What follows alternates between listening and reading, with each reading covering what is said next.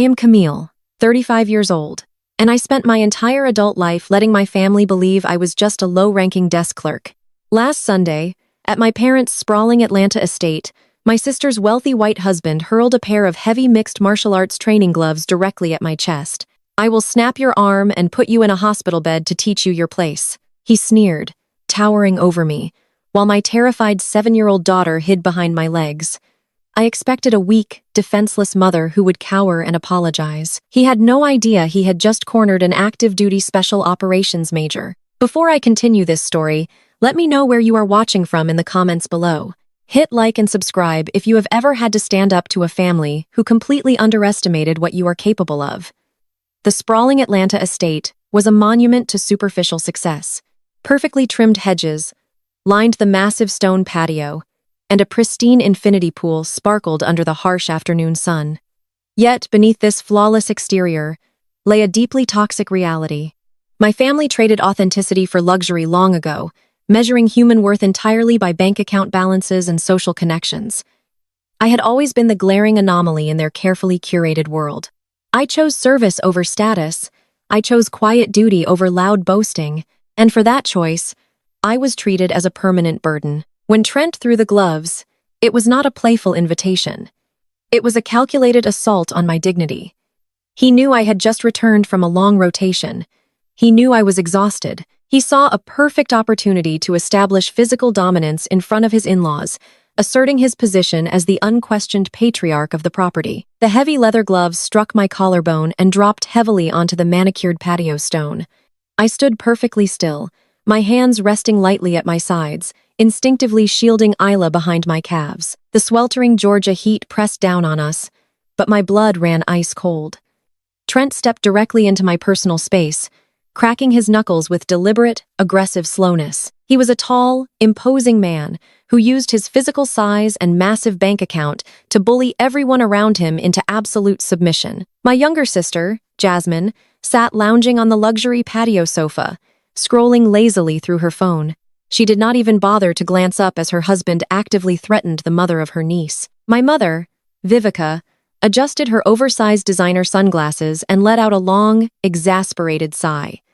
She took a slow, deliberate sip of her expensive mimosa. Camille stopped provoking him. She scolded, her tone dripping with the familiar disdain I had endured for decades.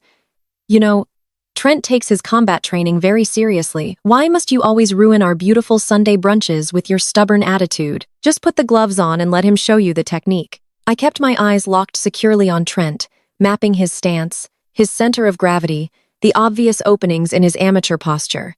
"I am not putting on the gloves, Mom," I replied, my voice steady. "He just threatened to break my arm in front of Isla." My father, Desmond, chuckled loudly from his position by the massive outdoor grill. He casually flipped a steak and shook his head in amusement. "Do not be so dramatic, Camille," he said. "Trent just has that alpha energy. It is exactly what makes him a top-tier venture capitalist. He is a natural provider.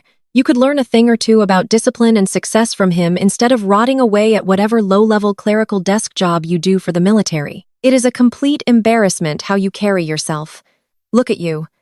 No wealthy husband, no ambition, just a brutish attitude." Every single word out of their mouths was systematically designed to elevate Trent and diminish me.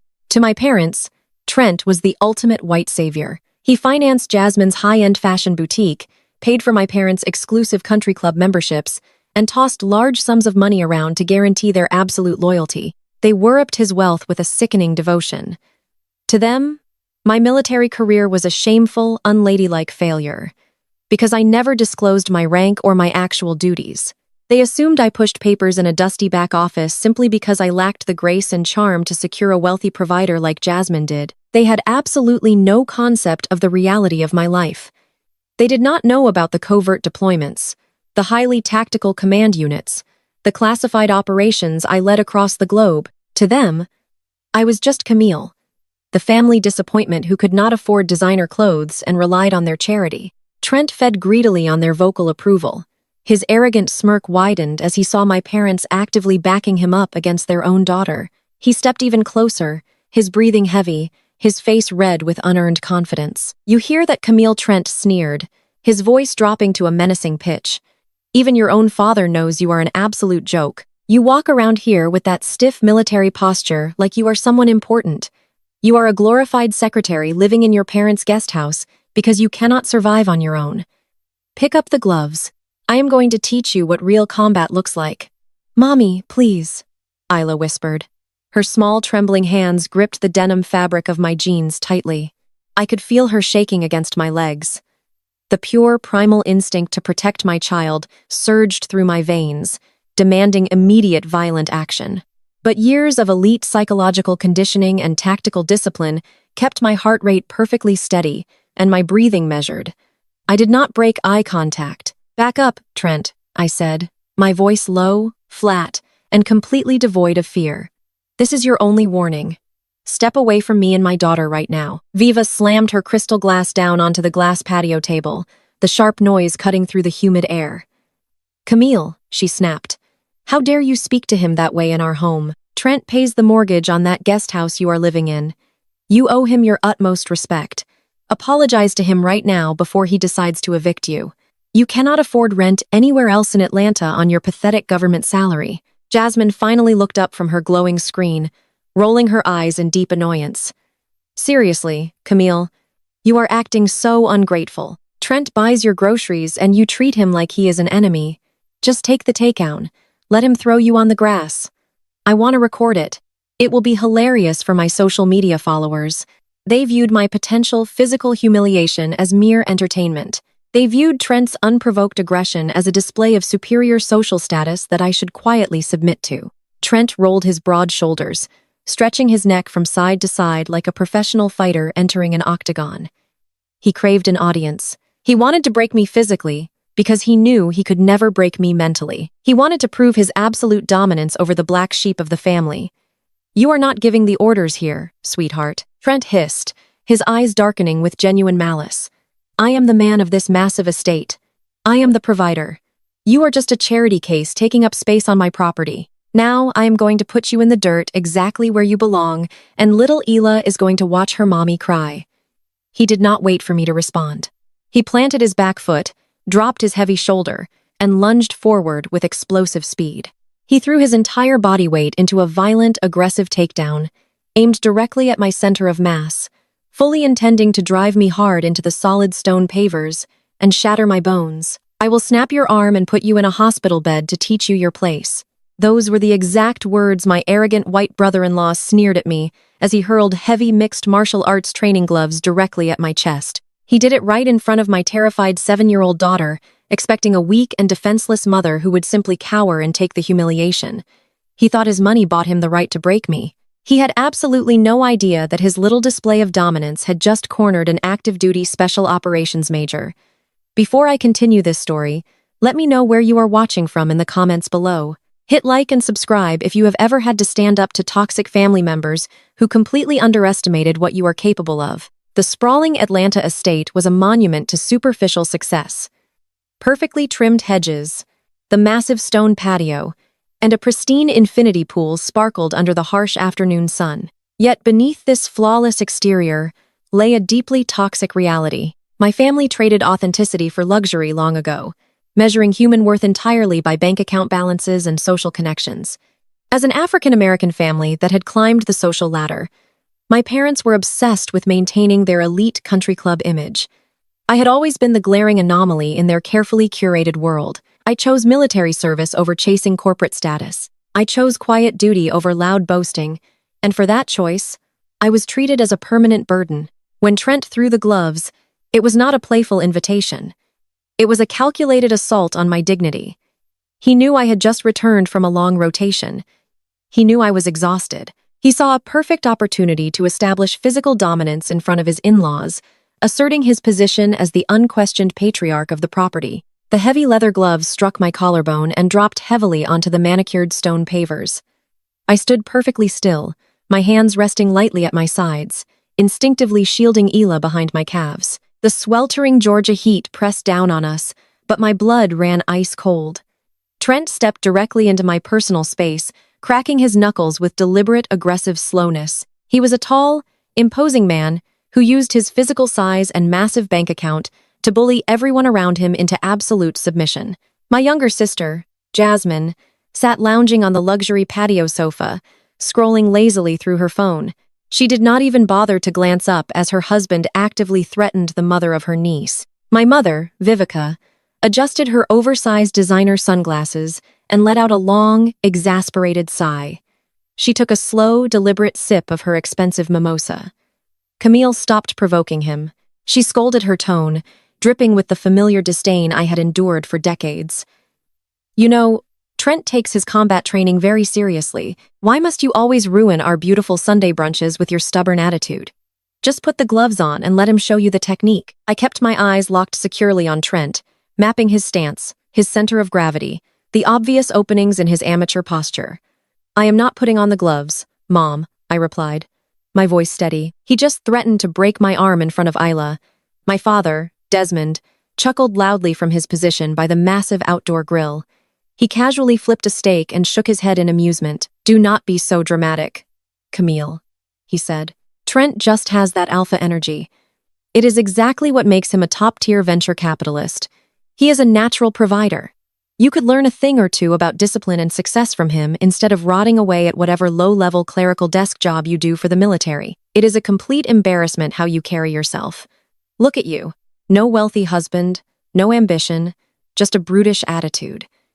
Every single word out of their mouths was systematically designed to elevate Trent and diminish me. To my parents, Trent was the ultimate white savior. He financed Jasmine's high-end fashion boutique, paid for my parents' exclusive country club memberships, and tossed large sums of money around to guarantee their absolute loyalty. They worshipped his wealth with a sickening devotion.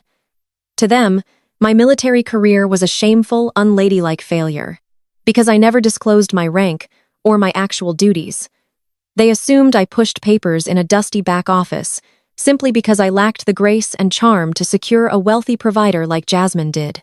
They had absolutely no concept of the reality of my life. They did not know about the covert deployments, the highly tactical command units, the classified operations I led across the globe. To them, I was just Camille, the family disappointment who could not afford designer clothes and relied on their charity. Trent fed greedily on their vocal approval. His arrogant smirk widened as he saw my parents actively backing him up against their own daughter. He stepped even closer, his breathing heavy, his face red with unearned confidence. You hear that? Camille? Trent sneered, his voice dropping to a menacing pitch. Even your own father knows you are an absolute joke. You walk around here with that stiff military posture like you are someone important. You are a glorified secretary living in your parents' guest house because you cannot survive on your own. Pick up the gloves. I am going to teach you what real combat looks like. Mommy, please, Ela whispered. Her small, trembling hands gripped the denim fabric of my jeans tightly. I could feel her shaking against my legs. The pure primal instinct to protect my child surged through my veins, demanding immediate violent action. But years of elite psychological conditioning and tactical discipline kept my heart rate perfectly steady and my breathing measured. I did not break eye contact. Back up, Trent, I said, my voice low, flat, and completely devoid of fear. This is your only warning. Step away from me and my daughter right now.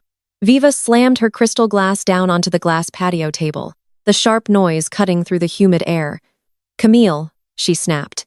How dare you speak to him that way in our home? Trent pays the mortgage on that guest house you are living in. You owe him your utmost respect. Apologize to him right now before he decides to evict you. You cannot afford rent anywhere else in Atlanta on your pathetic government salary. Jasmine finally looked up from her glowing screen, rolling her eyes in deep annoyance. Seriously, Camille, you are acting so ungrateful. Trent buys your groceries, and you treat him like he is an enemy. Just take the takedown. Let him throw you on the grass. I want to record it. It will be hilarious for my social media followers. They viewed my potential physical humiliation as mere entertainment. They viewed Trent's unprovoked aggression as a display of superior social status that I should quietly submit to. Trent rolled his broad shoulders, stretching his neck from side to side, like a professional fighter entering an octagon. He craved an audience. He wanted to break me physically because he knew he could never break me mentally. He wanted to prove his absolute dominance over the black sheep of the family. You are not giving the orders here, sweetheart. Trent hissed, his eyes darkening with genuine malice. I am the man of this massive estate. I am the provider. You are just a charity case taking up space on my property. Now I am going to put you in the dirt exactly where you belong, and little Ela is going to watch her mommy cry." He did not wait for me to respond. He planted his back foot, dropped his heavy shoulder, and lunged forward with explosive speed. He threw his entire body weight into a violent, aggressive takedown aimed directly at my center of mass, fully intending to drive me hard into the solid stone pavers and shatter my bones. He expected me to scream. He expected me to scramble backward in blind panic. He expected a terrified civilian. I did not flinch. As his thick hands reached for my shoulders, my combat veteran muscle memory took over with devastating efficiency. In less than 3 seconds, I executed a classified close-art combat maneuver. I did not meet his force with opposing force. Instead, I stepped slightly off the center line, entirely redirecting his forward momentum. As he stumbled past me, I secured a vice-like grip on his right wrist. I twisted my hips, locking his arm into a precise hyperextension. I applied pressure right to the absolute brink of agonizing pain, stopping just millimeters before the bone would snap. Using his own heavy body weight against him, I drove him face first into the manicured lawn. The impact was a dull, heavy thud that knocked the wind completely out of his lungs. I pinned his shoulder to the grass with my knee, keeping his wrist locked in a position that left him completely paralyzed and completely humiliated. I did not break a sweat. I did not even raise my voice. "Stay down," I commanded, my tone as casual as if I were ordering a cup of coffee. The silence that fell over the patio was absolute and deafening. The only sound was Trent gasping for air, his face smashed against the expensive landscaping.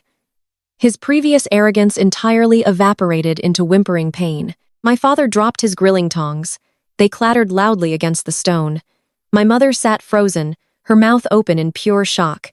Then the illusion shattered. Trent let out a high-pitched scream of agony, thrashing helplessly against the grass. Jasmine leaped off the luxury sofa, her designer sandals slipping on the patio stone.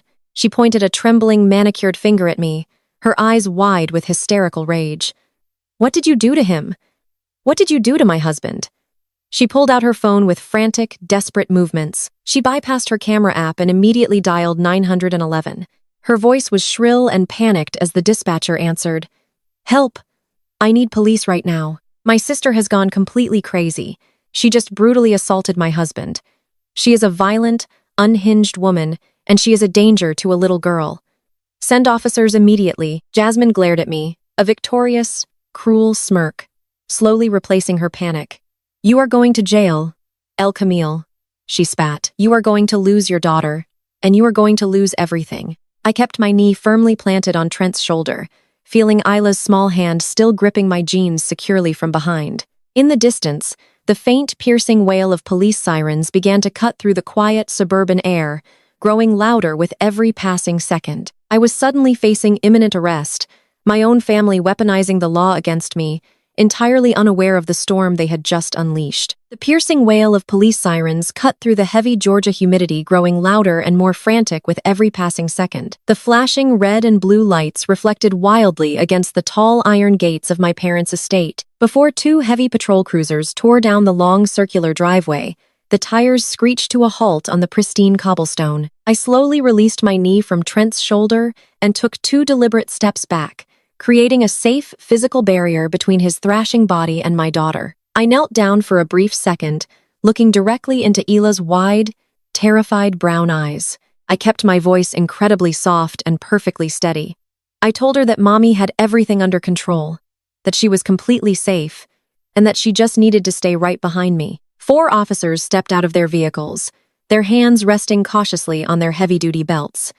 They were immediately greeted by the sheer, overwhelming opulence of the property.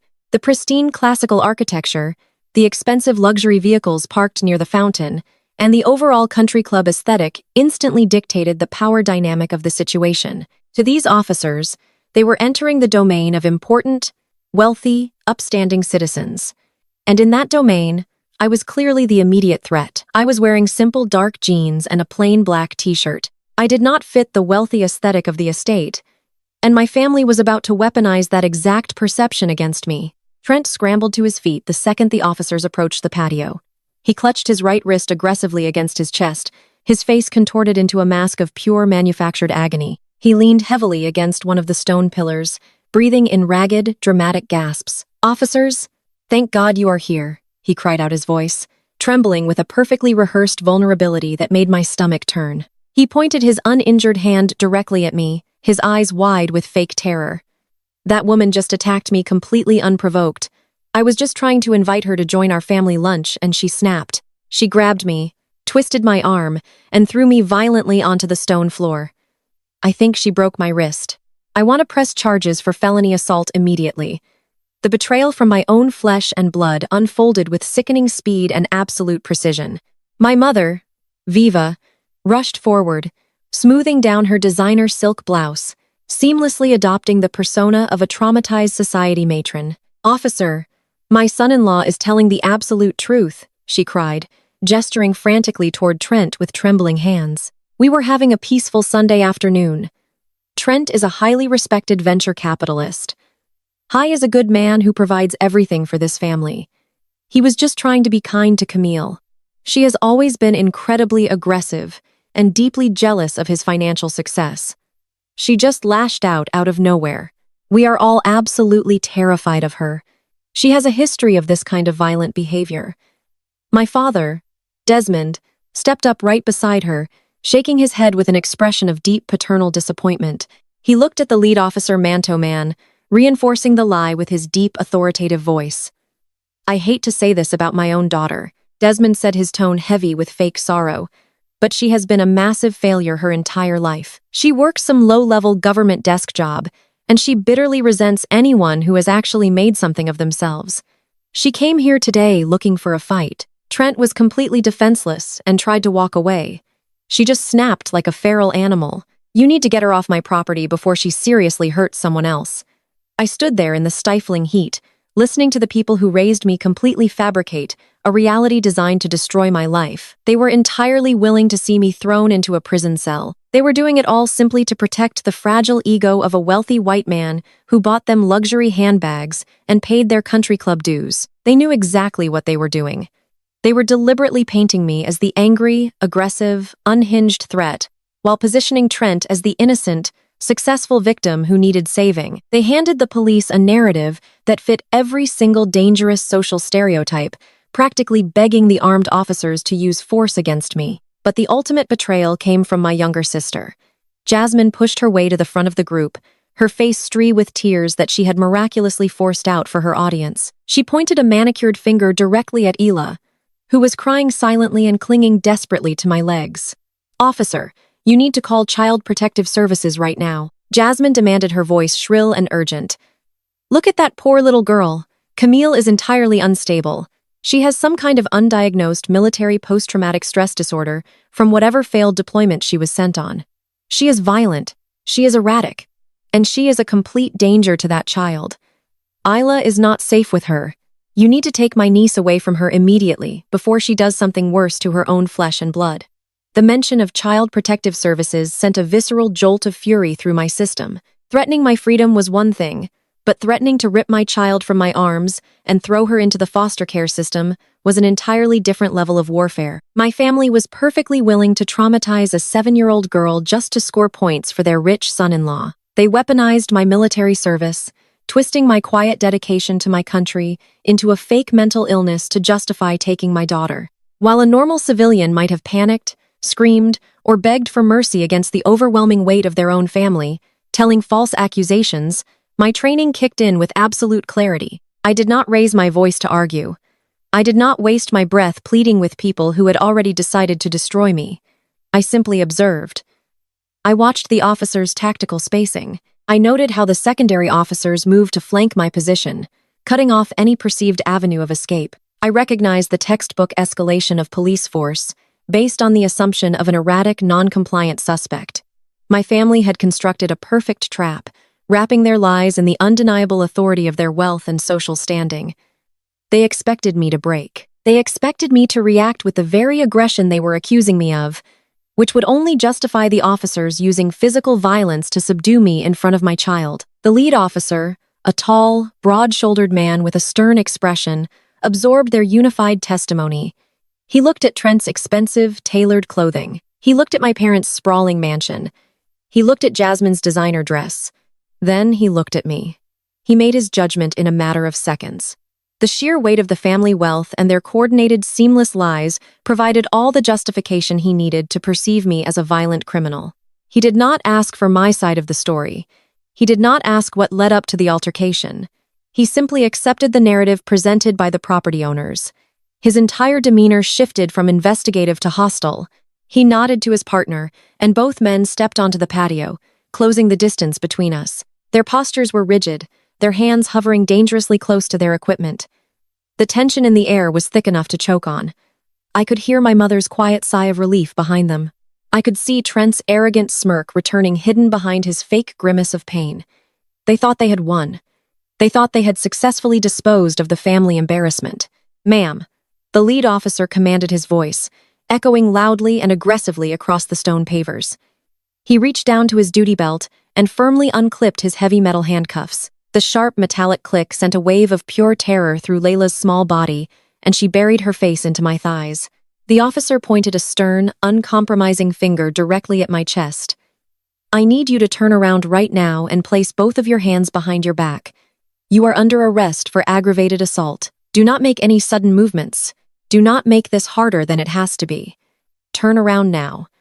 I did not turn around. I did not raise my hands in surrender, nor did I make any sudden or erratic movements that would justify his escalating aggression. I stood my ground with the absolute stillness of a soldier who had faced down threats far more dangerous than a suburban police officer operating on false information. I kept my hands perfectly visible at my sides, my posture completely relaxed, but deeply anchored to the stone patio. "Officer," I said, my voice dropping to a calm and authoritative timbre that forced him to stop and listen. "I am completely compliant, and I understand you are responding to a highly volatile call. But before you place those metal cuffs on my wrists, federal protocol dictates that you verify my identification."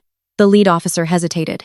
The absolute lack of fear in my voice contradicted every single thing my family had just told him. He was expecting a hysterical, violent, unhinged woman. Instead, he was facing an immovable wall of discipline. He frowned deeply, his hand still resting heavily on his handcuffs. "Slowly," he commanded. "Reach for it very slowly, using only my thumb and index finger." I reached into the back pocket of my dark jeans and pulled out a sleek, rigid identification card. I extended my arm and handed it to him. He snatched it from my fingers, clearly expecting to see a standard Georgia state driver's license. He glanced down at the plastic card, ready to dismiss it entirely. But as his eyes focused on the text, his entire demeanor fractured. I saw the deeply embossed Department of Defense seal. He saw the complex holographic security markers that could never be fabricated. He read my title, Major. He saw my operational status, Active Duty Special Operations Command, and he saw the bold red lettering indicating a top-secret, sensitive compartmented information clearance. The heavy, oppressive silence of the patio was broken only by the sound of the officer swallowing hard. He looked up from the military identification card and stared at me. The hostile, aggressive posture melted from his broad shoulders instantly. He respectfully lowered his hands completely away from his duty belt. "Major," he said, his voice stripped entirely of its previous aggression and replaced with undeniable professional respect. "My sincere apologies. I did not realize who I was speaking to." My family stood frozen in complete confusion. Trent, still clutching his supposedly broken wrist against his chest, stepped forward with a look of frantic disbelief. "What are you doing?" Trent demanded, his face red with indignation. "Why is she not in handcuffs? I told you she attacked me. I want her arrested right now. You cannot just let her go because she handed you some fake badge." Jasmine chimed in her voice, shrill and desperate as she pointed at me. "It is probably a fake ID she bought online. She is just a low-level clerk. She is a nobody. Arrest her." I did not even look at my sister. I kept my eyes locked securely on the lead officer. "Officer, my family has just provided you with a coordinated and fabricated narrative designed to have me unlawfully arrested. Before you take their verbal statements as absolute fact, I highly recommend you review the physical evidence." Without waiting for his permission, I reached into my front pocket and pulled out my matte black Militaria encrypted smartphone. As a tactical cyber intelligence commander, dealing with complex and hostile enemy networks was my daily reality. Bypassing the basic, commercially bought smart home security system of my parents' estate was absolute child's play. My fingers moved across the touchscreen in a rapid and practiced blur. In a matter of seconds, I sliced cleanly through the rudimentary civilian firewall surrounding their network. I seamlessly connected my device directly to the massive outdoor smart television mounted above the stone fireplace on the patio. The large black screen suddenly flickered to life. I accessed their security server, pulled the raw, unedited feed from the high-definition surveillance camera, positioned perfectly above our heads, and hit play. The television illuminated the patio, broadcasting the crystal-clear footage for the police officers and my entire family to see. The video showed everything in undeniable detail. It showed Trent aggressively hurling the heavy training gloves directly at my chest. It showed him stepping menacingly into my personal space, towering over me, while my young daughter cowered in fear behind my legs. It showed my hands resting completely, non-threateningly at my sides, proving I was entirely defensive. Then the climax of the footage played. It showed Trent planting his foot and lunging forward with explosive, violent intent, aiming to tackle a mother into the solid stone floor. And it showed my flawless, measured, legally justified self-defense. The officers watched as I simply stepped off the center line, redirected his massive weight, and pinned him to the ground, using the absolute minimum force required to neutralize a physical threat to myself and my minor child. There was no brutal assault. There was no unhinged violence. There was only a highly trained operative protecting her daughter from a dangerous aggressor. The video looped, playing the humiliating takedown a second time in total silence. The lead officer turned away from the television screen and looked directly at Trent. The officer's eyes were cold and hard. He handed my military identification card back to me with a crisp, respectful nod. Then he stepped toward my brother-in-law. "Listen to me very carefully," the officer said to Trent, his voice echoing with absolute authority. "Filing a false police report is a severe criminal offense. Lying to a sworn officer in an attempt to have an innocent woman wrongfully imprisoned is a felony. The only person on this patio who committed an assault today was you. You are incredibly lucky that the major here is not pressing charges against you for attacking her and endangering a child." Trent opened his mouth to argue, but no words came out. He was sweating profusely, his arrogant smirk completely eradicated by the undeniable proof of his own cowardice. The officer turned to my parents and my sister, sweeping his gaze over their expensive designer clothes with profound and visible disgust. "If we ever get called out to this address again for another fabricated emergency, someone is leaving in handcuffs, and it will not be her," the officer warned them. He signaled to his partner, and the two men turned their backs on my wealthy, influential family. They packed up their gear, walked briskly down the driveway, and climbed into their cruisers. The heavy engines roared to life, and the police vehicles disappeared down the street, leaving a suffocating, heavy silence in their wake. I stood on the patio holding my phone, my daughter, Ela, still tucked safely behind my legs. I had completely dismantled their coordinated attack without breaking a sweat. My family had just watched their golden white savior get utterly humiliated by physical evidence, and their malicious attempt to have me thrown in a jail cell had completely backfired. But instead of feeling remorse or relief that their daughter was safe, my father Desmond stepped forward. His fists were clenched tight at his sides. His face had turned a deep, dangerous shade of purple with unadulterated rage. He was not thankful that I avoided a wrongful arrest. He was absolutely furious that I had dared to expose the truth and undermine the wealthy man who funded his luxurious lifestyle. The tail lights of the police cruisers had barely faded down the long driveway before the heavy silence on the patio was shattered. My father, Desmond, took a heavy, aggressive step toward me. His face was distorted with a kind of rage I had never seen directed at anyone else. I was breathing hard, his fists clenched so tightly his knuckles turned pale against his dark skin. "You ungrateful, malicious wretch." Desmond spat, his voice shaking with absolute fury. "You just humiliated this family. You just humiliated the man who puts food on our table." I looked at him, genuinely hoping to see a single flicker of parental concern. "He just watched his son-in-law attack me and try to have me arrested," I said, keeping my tone perfectly measured. "He lied to the police. He put Isla in danger." My mother, Vivica, marched forward, her designer heels clicking sharply against the stone. "Do not you dare try to play the victim here, Camille," she shouted, pointing a manicured finger at my face. "Trent was just trying to teach you some discipline. You are the one who escalated things. You brought shame to our doorstep today. You wave that military badge around like you are someone important, but you are nothing. You are a complete embarrassment to everything we have built." The sheer delusion was staggering. They had just watched high-definition video evidence of an unprovoked assault against their own daughter, and their only concern was the bruised ego of the white man who funded their country club lifestyle. Desmond stepped directly in front of me, pointing a finger mere inches from my nose. "I am done with you," he growled, his words laced with decades of built-up resentment. "I am entirely done defending your life choices. I am done pretending you belong in this family. You are a violent, bitter woman who cannot stand to see her sister happy and provided for. As of this moment, you are no longer my daughter. You are dead to us." The words hung in the humid Georgia air. Disowned. Erased from the family tree simply because I refused to let a wealthy bully physically assault me. Isla whimpered softly, pressing her small face against my leg. I reached down and stroked her hair, refusing to let them see even a hint of emotional pain. My military training had taught me how to compartmentalize trauma, shutting away the hurt to focus entirely on the tactical reality of the situation. Trent, who had been quietly dusting off his expensive polo shirt, let out a harsh, vindictive laugh. His wrist was clearly swelling, but his arrogance had fully returned. He realized that physical intimidation had failed, so he pivoted to the one weapon he believed was absolute money. "You think you are so smart with your little secret agent badge?" Trent sneered, stepping up beside my parents. "You think terrifying a couple of local beat cops makes you untouchable. You do not understand how the real world works, Camille. In the real world, badges do not mean a thing. Capital is what dictates reality, and you have absolutely no capital." Jasmine crossed her arms, a smug, triumphant smile spreading across her face. "Tell her, babe," she urged, her voice dripping with venom. "Tell her exactly who she is dealing with." Trent puffed out his chest.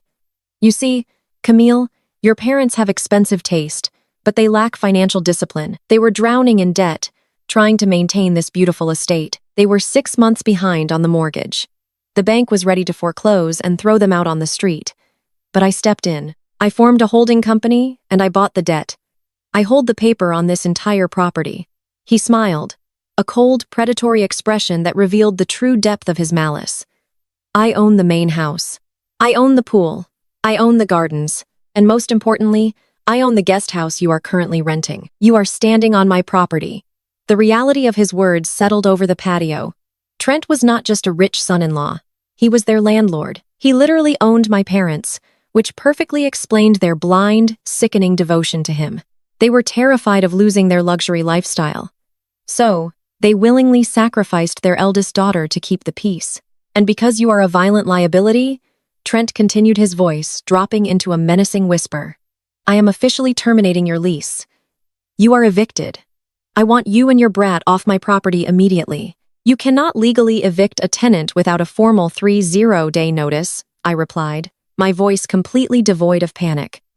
"The law requires due process." Trent threw his head back and laughed loudly. "The law?" he mocked. "I have a team of elite corporate lawyers on retainer who bill $1,000 an hour. By the time you figure out how to file a motion in housing court, I will have already buried you in injunctions. But let me make this very clear for you. I am not waiting 30 days. I am giving you until midnight tonight." He pointed a rigid finger at my chest. "You have exactly until the stroke of midnight to pack whatever garbage you own and get off my property. If you are still here at 12:01, I am not calling the police. I am calling my private security contractors. They will physically remove you, and they will not be as gentle as those cops were." Jasmine leaned against Trent's shoulder, looking at me with pure malicious joy. "You better start packing, Camille. Homeless shelters fill up fast on Sunday nights." I kept my face perfectly still, projecting absolute calm for Layla's sake. "You are making a massive mistake, Trent," I said evenly. "No, you made the mistake when you laid hands on me." Trent snapped back, his face wreathing again. "And just to ensure you fully understand the consequences of disrespecting me, my lawyers are not just going to handle your eviction. First thing tomorrow morning, they are contacting the Department of Defense. They are going to contact your commanding officers. We are going to file massive civil lawsuits. We are going to bury the military brass in fabricated character assessments. Media is smear campaigns, and endless litigation. We will tell them you are an unhinged danger to civilians. We will not stop until your security clearance is revoked, your rank is stripped, and you are dishonorably discharged." He leaned in close, his breath hot and smelling of expensive bourbon. "By the time the sun comes up tomorrow, Camille, you are going to be homeless, jobless, and completely ruined. You will have absolutely nothing. Now get out of my sight." I looked at the four of them standing united in their cruelty. My mother, who valued country club status over her own flesh and blood. My father, who traded his dignity for a mortgaged mansion. My sister, who enjoyed watching me suffer. And Trent, the arrogant fraud who thought his money made him a god. I did not argue. I did not plead for more time. I simply took Isla's hand, turned my back on them, and walked calmly across the manicured lawn toward the guest house. I had exactly a few hours until midnight. They expected me to spend that time weeping, panicking, and desperately throwing my meager belongings into trash bags. They expected me to run. But as a tactical cyber intelligence commander, I knew that true warfare was not fought with loud threats or frantic movements. It was fought in the shadows with silent precision and devastating information. I was not going to pack. I was going to dismantle Trent's entire empire. The walk across the manicured lawn felt like a tactical retreat. I did not rush. I did not let my shoulders slump. I held my daughter's hand firmly in mine. The oppressive Georgia heat was finally breaking into a cool evening breeze. Behind me, I could hear the faint sound of ice clinking against crystal glass on the patio. They were already celebrating my departure. They were toasting to my ruin. My father and mother genuinely believed they had secured their luxurious future by sacrificing their eldest child. Jasmine was probably already planning how she would redecorate this guest house once I was gone. They truly thought I was beaten. The guest house was a 2-bedroom cottage that my mother insisted on decorating in pale beige tones. It was meant to feel like a generous favor, but it had always been a cage. I locked the heavy wooden door behind us. The loud, solid click of the deadbolt separated me from their toxic world. Isla looked up at me. Her brown eyes were still wide with residual fear from the violence on the patio. "Are we moving tonight, Mommy?" she asked softly. Her voice trembled just a little bit. Isla had moved around the country with me for years, adapting to every military base and every new assignment with bravery. She was a resilient child, but she should never have had to face pure hostility from her own grandparents. I knelt down, so we were exactly eye to eye. I placed my hands gently on her small shoulders. "No, baby," I said with absolute certainty. "We are not going anywhere. I need you to go put on your favorite pajamas and get into bed. You are going to read a book and go to sleep. Mommy has some work to do, but Uncle Trent said we have to leave," she whispered, clutching her small stuffed bear tightly against her chest. I smoothed a stray curl from her forehead. "Uncle Trent does not give the orders in this house. I do. Do you trust me?" Ela nodded slowly. Her breathing finally returned to a normal, steady rhythm. She trusted me completely, because I had never failed her. I tucked her into bed, kissed her forehead, and left her bedroom door slightly ajar so the warm hallway light could comfort her in the dark. Once I was entirely alone in the quiet living room, I did not search for cardboard boxes. I did not open a single suitcase. I walked straight to my heavy canvas tactical bag and pulled out my government-issued field terminal. It was a thick, ruggedized laptop, meticulously designed to withstand combat environments and secure highly classified data. I set it down on the glass coffee table and powered it on. The biometric scanner flashed green as it verified my fingerprint.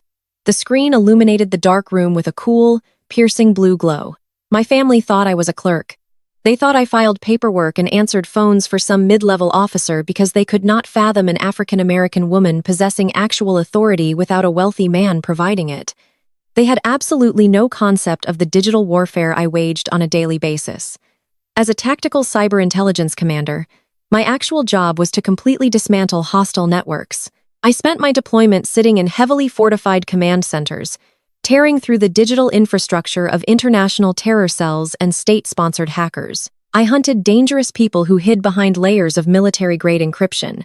I exposed massive financial syndicates that funded global conflict. Trent thought his civilian corporate lawyers and his expensive commercial firewalls made him a god. To me, his entire digital empire was a fragile paper house waiting for a single match. I cracked my knuckles. It was a deliberate, mocking echo of Trent's earlier arrogant gesture on the patio. My fingers flew across the keyboard. I targeted his venture capital firm first. I needed to understand exactly where his money came from. If he had the liquid capital to buy the mortgage debt on my parents' massive estate, There had to be an extensive paper trail. I initiated a series of automated vulnerability scans against his company servers.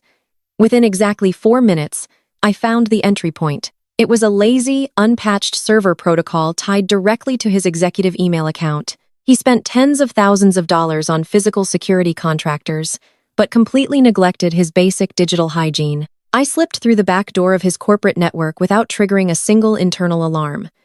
I established a secure, encrypted tunnel and began mapping his entire financial ecosystem. The data unfolded across my screen in cascading lines of text and numeric values. I was looking directly at the beating heart of his operation.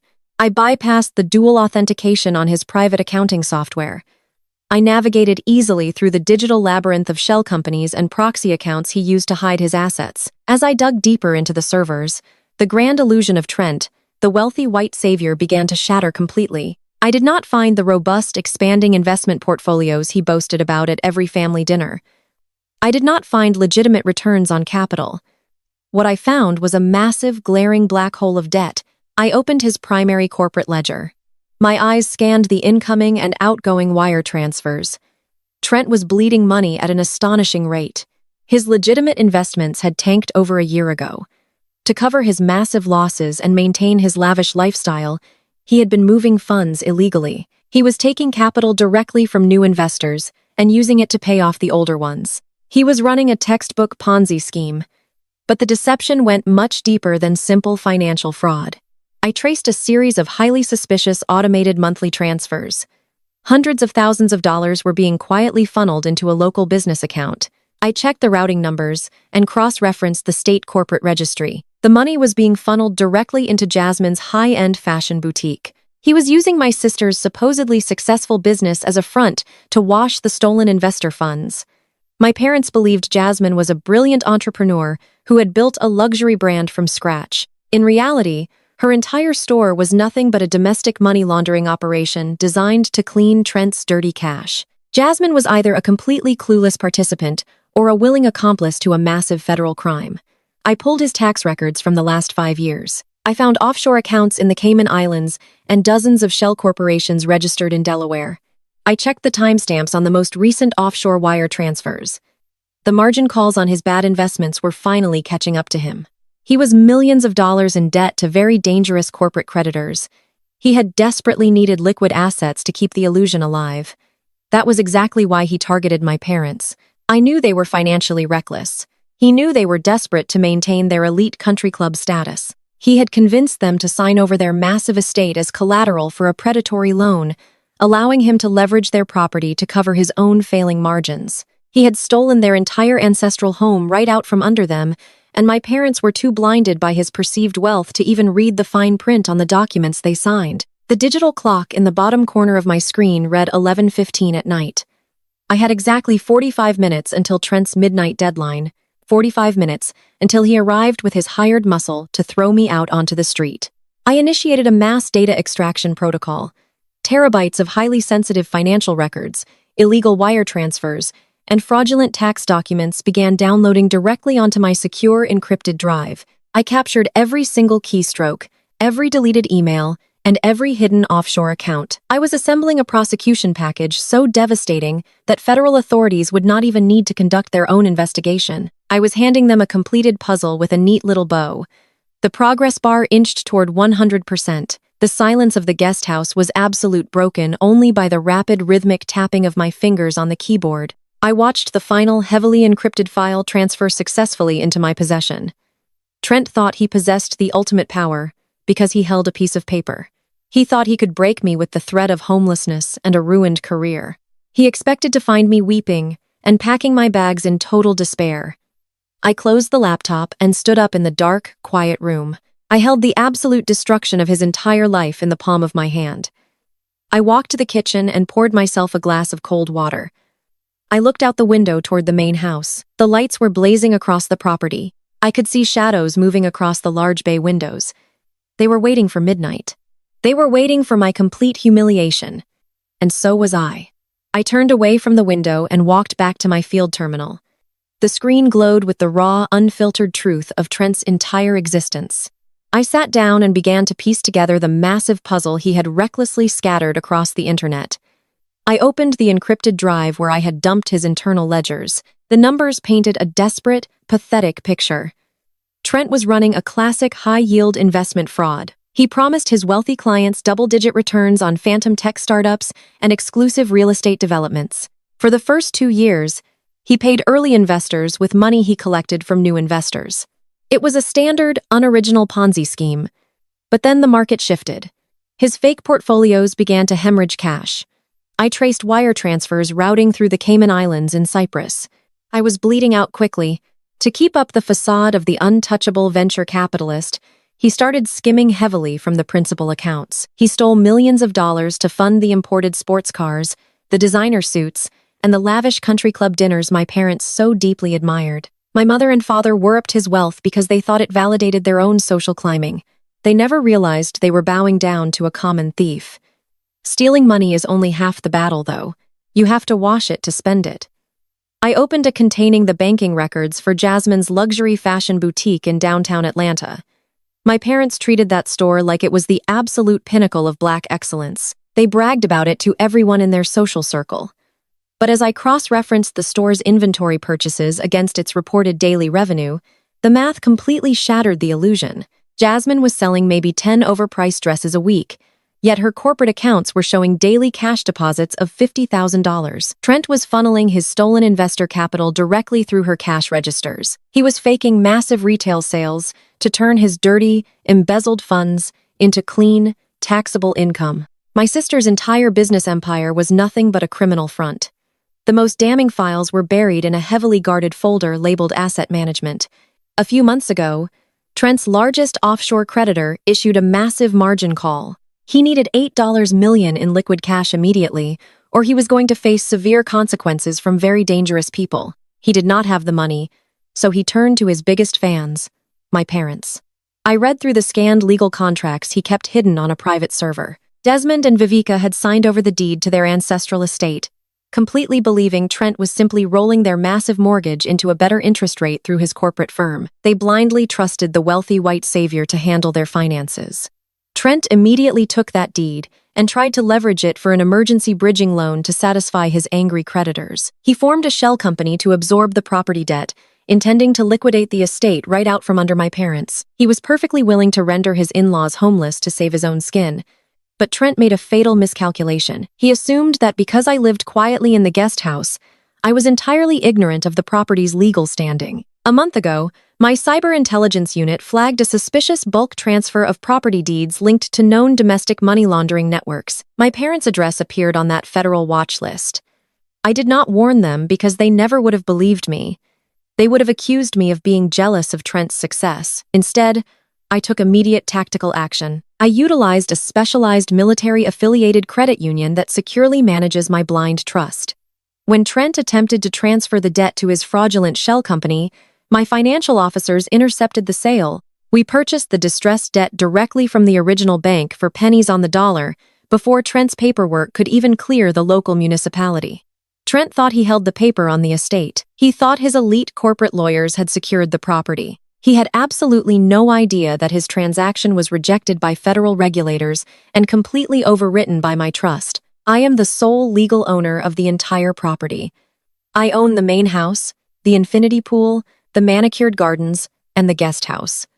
Trent did not own the ground he was standing on. He was just a desperate criminal trespassing on my land. I checked the digital clock on my taskbar. It read 11:45 at night. I had exactly 15 minutes until his arbitrary midnight deadline. I compiled all the evidence, the wire fraud, the money laundering, the forged signatures on the property transfers, the grand larceny.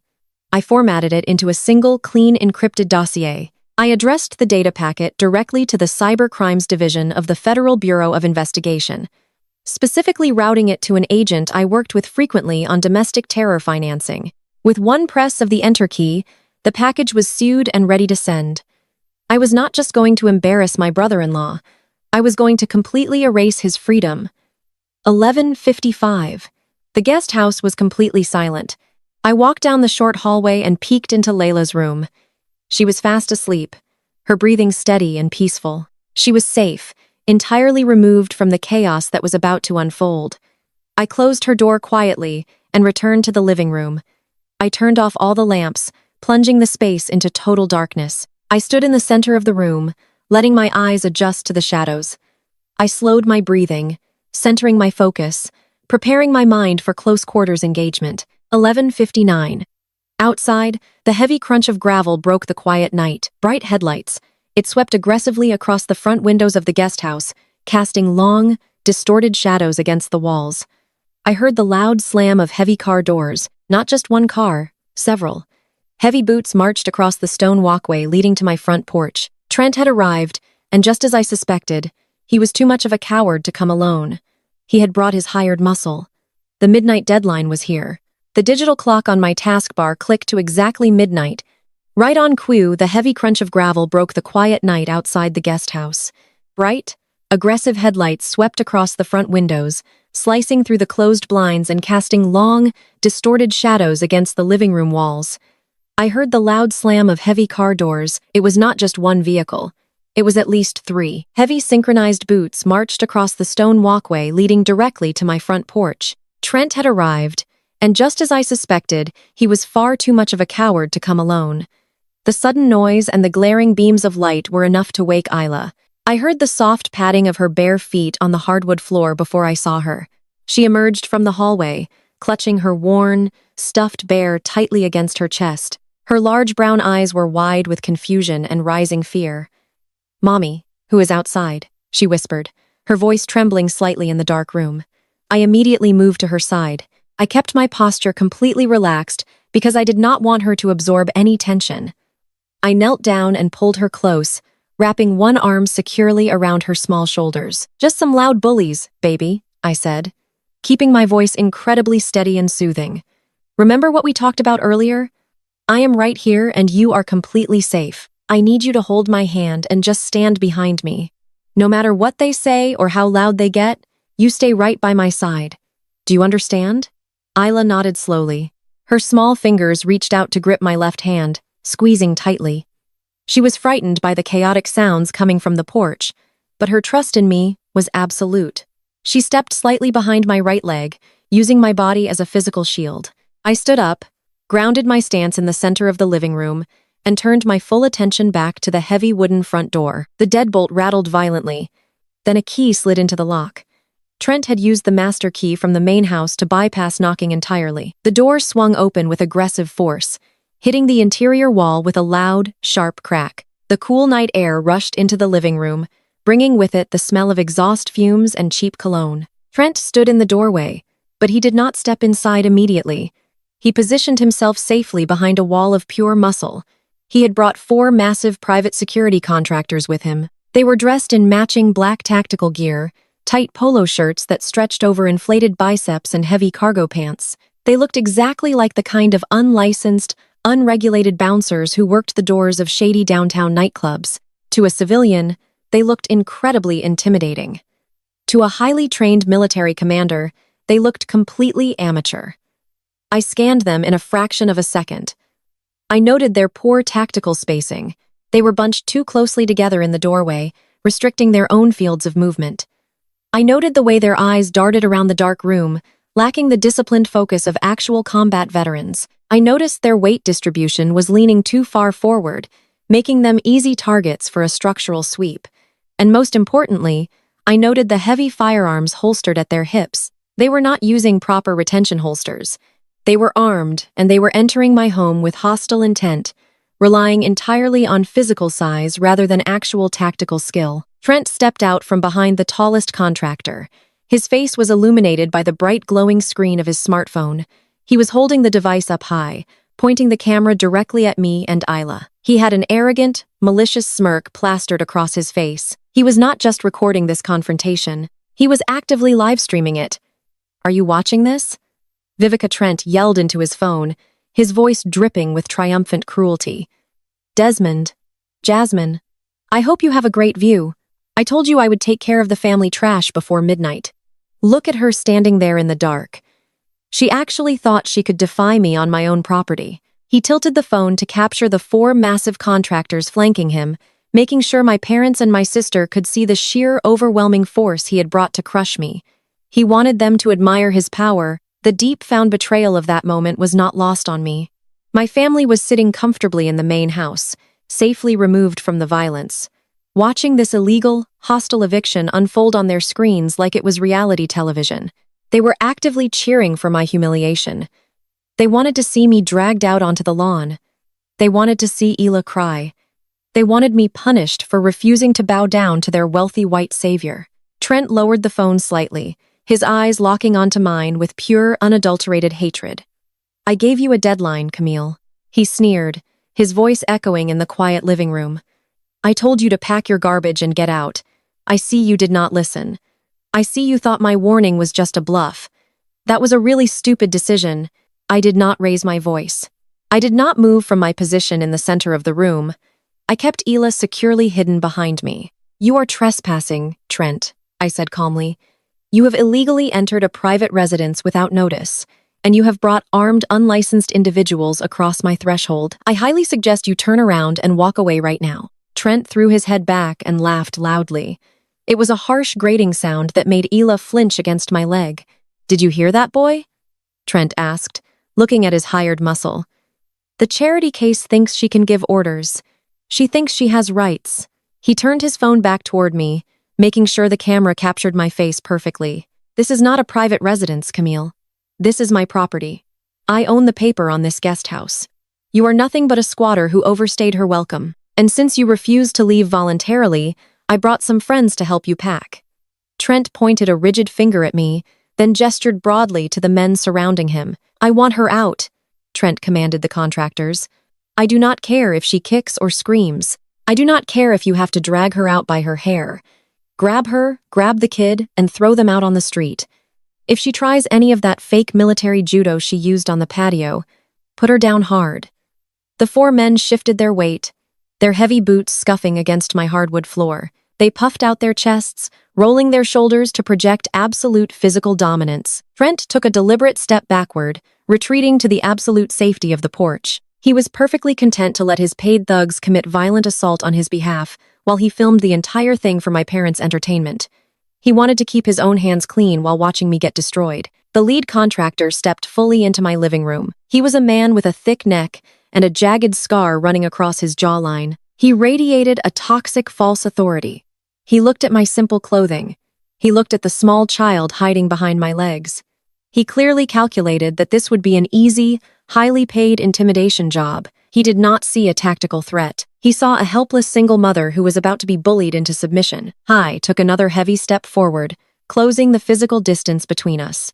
He dropped his right hand down, resting his thick fingers deliberately and aggressively on the grip of his holstered firearm. It was a clear, undeniable threat of lethal force designed to paralyze me with fear.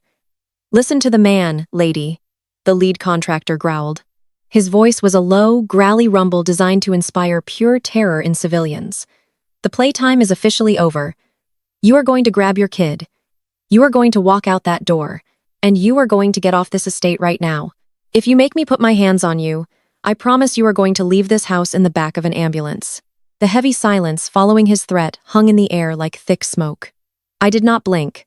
I did not shift my weight or show a single ounce of the fear he was so desperately trying to provoke. I looked at the lead contractor, analyzing the aggressive posture he had copied from cheap action movies. His hand was still resting on his firearm. It was a classic intimidation tactic, used by men who had never actually been in a real firefight. He expected me to cry. I expected me to beg for mercy in front of my daughter. Instead, I reached out and gently guided Isla to sit in the armchair tucked safely behind my body. "Cover your ears and close your eyes for just 1 minute, baby," I told her softly. She obeyed immediately, pressing her hands over her ears and squeezing her eyes shut. She was safe, insulated from the psychological warfare I was about to unleash. I turned my attention back to the 4 massive men standing in my living room. I did not raise my voice. I did not need to. True authority does not require shouting. It requires absolute certainty. "Take your hand off that weapon right now, Tyrell," I commanded. My voice was a flat, dangerous calm that immediately stripped the oxygen from the room. The lead contractor froze. The arrogant smirk vanished from his scarred face in a fraction of a second. He had not given me his name. He had not introduced himself. He was just a hired thug who thought he was completely anonymous in the dark. You look confused, Tyrell. I continued, taking one slow, deliberate step forward. Let me clarify the situation for you. Trent hired you through a shell company to execute an illegal nighttime eviction. He probably paid you in cash and told you this would be an easy job scaring a helpless single mother. He lied to you. My name is Major Camille. I am an active duty commander in the United States Special Operations Command. You just crossed the threshold of my home with an unholstered weapon and explicitly threatened my life. In the eyes of the federal government, that is not trespassing. That is an act of domestic terrorism against a military officer. The three men standing behind Tyrell suddenly shifted uneasily. The synchronized intimidation they had walked in with was rapidly dissolving into panicked uncertainty. They looked at Trent, who was still holding his phone up, recording the encounter. Trent looked equally confused, but he was too arrogant to realize the trap had already sprung. "Do not listen to her," Trent yelled from the porch, his voice cracking slightly with nervous energy. "She is just a low-level clerk making up lies to scare you. Grab her and throw her out. I am paying you $5,000 each for this job. Do it now." None of the contractors moved. They were looking at me, assessing the very real possibility that I was telling the truth. I did not give them time to think. I pressed the tactical advantage, using the intelligence I had pulled from Trent's servers just 20 minutes ago. $5,000 is not going to cover your legal fees. Tyrell, I said, locking eyes with a lead contractor, especially not with your prior record. You received a dishonorable discharge from the military 4 years ago for assaulting a superior officer. Your private security license was revoked by the state of Georgia last November after you hospitalized a college student outside a nightclub in Buckhead. You are carrying a concealed firearm as an unlicensed civilian with a violent felony record. If you draw that weapon on me, you are not going to an ambulance. You are going to federal prison for a mandatory minimum of 20 years. Tyrell swallowed hard. The thick muscles in his neck flexed as panic finally set in. He slowly, very carefully, moved his hand entirely away from his holstered weapon. He raised his palms toward me in a universally recognized gesture of surrender. I did not stop there. I shifted my gaze to the man standing just over Tyrell's right shoulder, a heavily tattooed man who was already taking a half-step backward toward the open door. "And you must be Kevin," I said smoothly. "You have 2 active warrants for your arrest in the state of Florida for severe tax evasion and unpaid child support, totaling over $80,000. Trent found you on a desperate underground forum and promised you quick, untraceable cash. He did not tell you that you would be assaulting a federal officer on camera." I pointed directly at the glowing smartphone still clenched in Trent's hand. "He is live streaming this entire felony to a private server. I told the contractors, he is creating a permanent digital record of your faces, your illegal weapons, and your presence at the scene of an attempted kidnapping and assault. He is not protecting you. He is documenting your crimes to save himself when the police arrive." The 4 men turned their heads simultaneously to look at Trent. The realization hit them like a physical blow. They saw the phone pointed directly at them. They saw the arrogant, wealthy man hiding safely outside the door while they stood inside the trap. The illusion of their easy payday shattered completely. They were street-level thugs, but they were not entirely stupid. They knew exactly what happened to unlicensed muscle when federal authorities got involved. The rich guy always walked away, and the hired help always took the fall. Trent lowered the phone slightly, his eyes darting between his paralyzed security team and my unbothered posture. "What are you idiots doing?" Trent screamed, his face turning a blotchy, unhinged red. "I told you to get her out of the house. I am giving the orders here. Grab her right now or you are not getting a single dime." I took another step forward, driving the final nail into their psychological coffin. "I have a direct encrypted line to the United States Marshal Service," I said, my voice echoing with chilling precision. "They operate a rapid response task force stationed less than 10 miles from this estate. If any of you are still standing on this property, in exactly 60 seconds, I will initiate the call. They will not ask questions. They will breach that door with tactical assault rifles, and they will put you face down on this floor. You have 60 seconds to decide if $5,000 is worth spending the rest of your natural lives in a federal penitentiary. Your time starts now." I did not break eye contact. I did not blink. I projected the absolute unyielding authority of a woman who had commanded soldiers in hostile war zones. The sheer weight of my confidence broke them. Tyrell looked at me, then looked at Trent. He let out a low string of curses under his breath. He did not say a word to me. He just backed away slowly, his hands still raised defensively. He stepped out of the living room, crossed the threshold, and walked straight past Trent on the porch. "Hey, Trent!" yelled, grabbing Tyrell's thick bicep. "Where do you think you are going? Get back in there and do your job." Tyrell shoved Trent's hand away with violent disgust. "You did not tell us we were hitting a federal officer, man," Tyrell growled. "You said it was a crazy squatter. You can keep your money. I am not catching a federal charge for your rich suburban drama. We are out." The other 3 contractors did not hesitate. They followed Tyrell, immediately pushing past Trent without a second glance. They rushed down the stone walkway, their heavy boots moving with frantic urgency. They piled into their dark SUVs, the engines roaring to life in the quiet night. The tires spun against the gravel driveway as they sped away from the estate, desperate to put as much distance as possible between themselves and my living room. The dust settled. The sound of the fleeing vehicles faded into the distance. The heavy, suffocating tension that had filled the guest house evaporated, leaving behind a crisp, silent clarity. I had dismantled his entire physical threat, using nothing but words, intelligence, and absolute tactical supremacy. I had completely isolated him. Trent stood alone on the porch. The 4 massive walls of muscle that gave him his artificial courage were gone. He was no longer a powerful commander giving orders to a private army. He was just a pathetic, desperate fraud, standing in the dark, clutching a smartphone that was still broadcasting his absolute failure to my parents and sister. He looked at the empty driveway, then turned slowly to look back at me. I was still standing in the center of the living room, completely unharmed, completely unbothered, and completely in control. The humiliation radiating from him was palpable. He had promised his audience a show.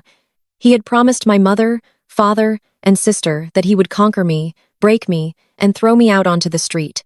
Instead, they had just watched a highly trained combat veteran intellectually destroy 4 armed men in under 3 minutes.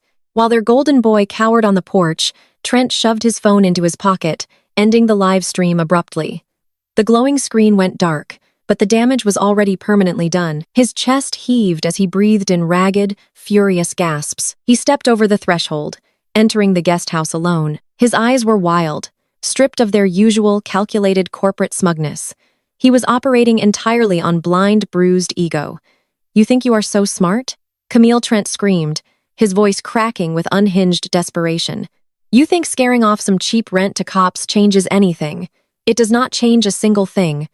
You do not own this space. I do. I hold the paper. I am the legal landlord, and I am the man of this estate. If they will not throw you out into the dirt, then I will gladly do it myself. I am going to drag you out of here by your hair, and then I am throwing that brat right out behind you." He clenched his fists, taking a heavy, aggressive step toward me. He had absolutely no muscle left to hide behind, but his delusion convinced him he still held the ultimate power of ownership. He was about to find out exactly how wrong he was. I took another heavy step into my living room. His fists were clenched tight at his sides. His chest was puffed out in a desperate, pathetic attempt to project the physical dominance he had just completely lost. He was breathing heavily, a ragged, wet sound that echoed in the quiet space. He expected me to retreat. He expected me to throw up my hands and beg him not to hurt me or my daughter. He wanted to feel like a powerful man again after his paid muscle abandoned him in the driveway. I did not back away. I did not flinch. I simply stood up from my chair. The movement was slow, flew, and completely devoid of any hesitation. I walked directly toward the dining table, keeping my eyes locked securely onto his. My steady, predatory gaze forced his forward momentum to stall completely. He stopped dead in his tracks just 3 feet inside the doorway, suddenly unsure of his own authority. He was completely out of his depth, stepping into a combat zone he did not understand.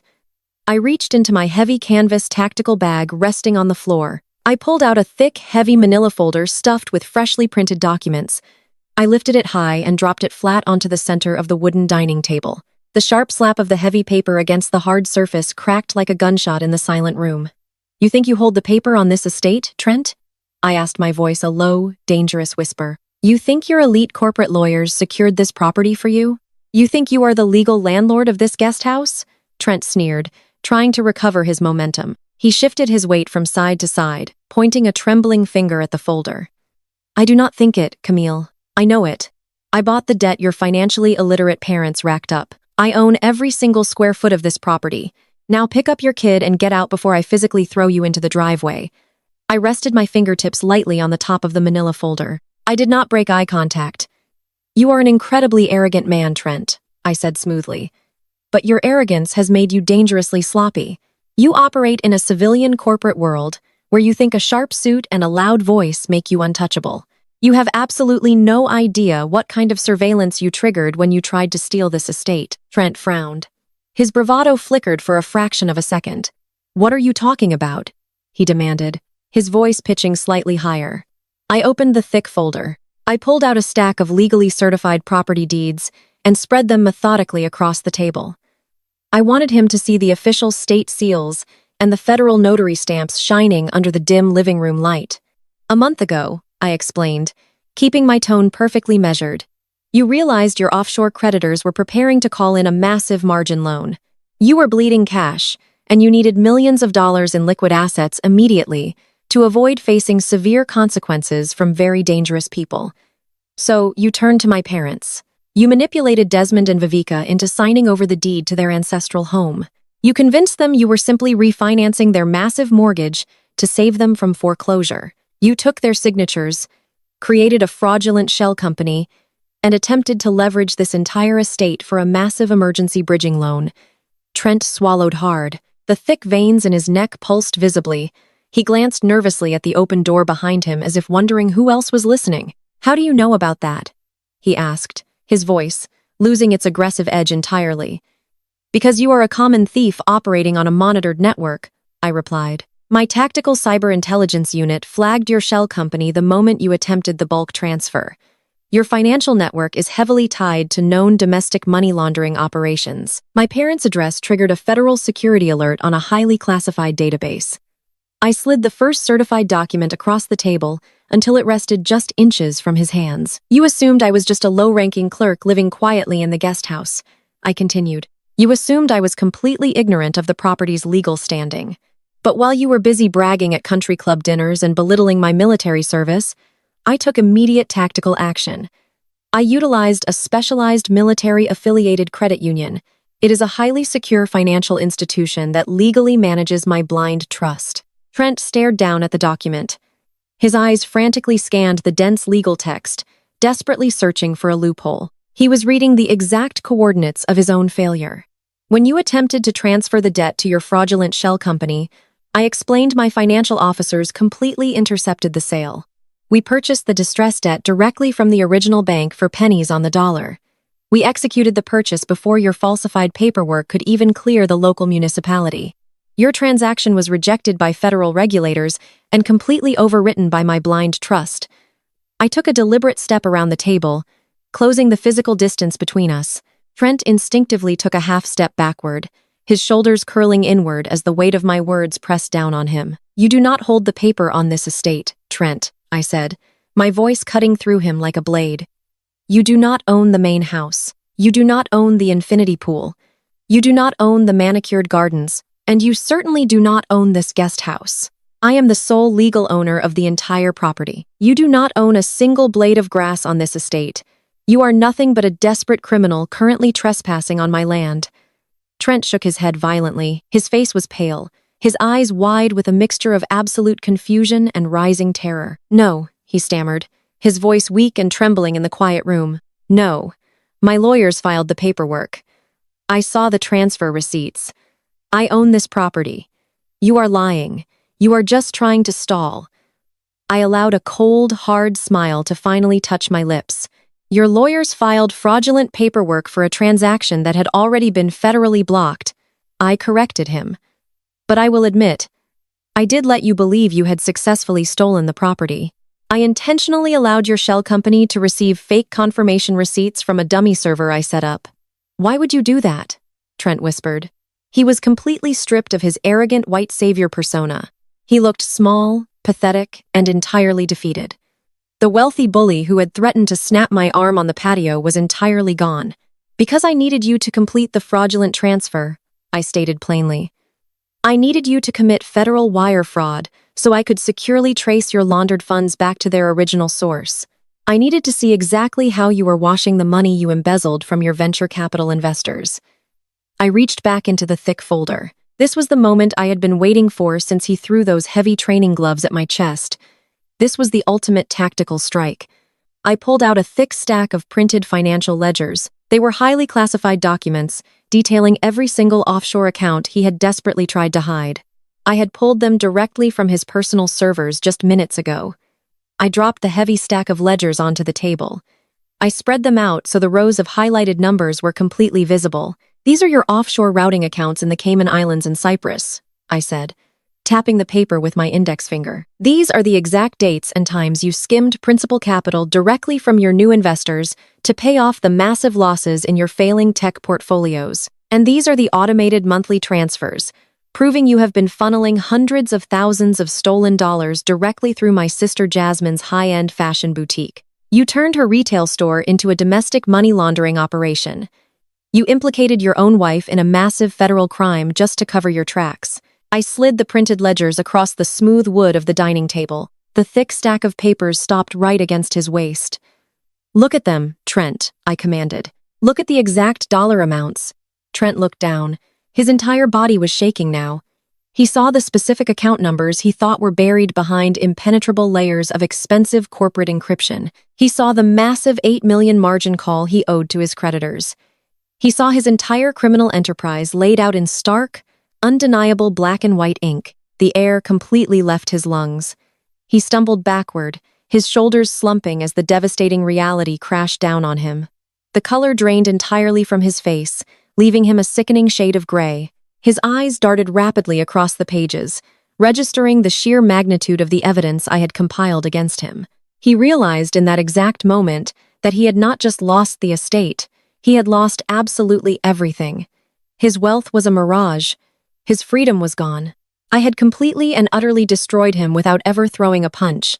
Trent stared at the stack of financial ledgers spread across my dining table as if they were venomous snakes ready to strike. The arrogant, wealthy white savior who had swaggered onto my porch just minutes ago completely vanished.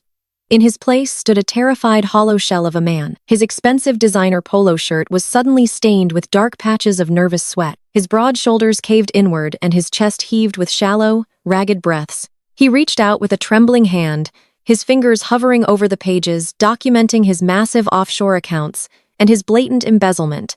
He did not need to ask how I obtained them. The cold, hard reality was staring him right in the face.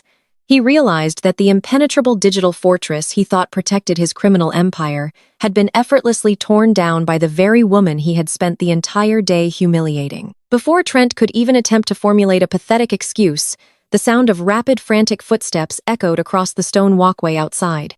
The heavy wooden front door swung fully back on its hinges. My father, Desmond, stormed into the guest house. His face was twisted with indignation and confusion. Right behind him was my mother, Viva, clutching her silk shawl, and my sister Jasmine, who was aggressively tapping the screen of her smartphone. They had been watching Trent's live stream from the absolute safety of the main house, waiting for the climax of my eviction. When the broadcast abruptly cut out, and the private security contractors fled down the driveway in a panic, their morbid entertainment had turned into panicked curiosity. They came rushing down to the guest house, expecting to find me in tears, begging for a second chance. They expected to see Trent standing victorious over my packed bags. "What in the world is going on down here?" Camille Desmond roared, stepping protectively next to his son-in-law. He did not even look at me first. He looked around the room for the security team. "I saw those men speed off the property.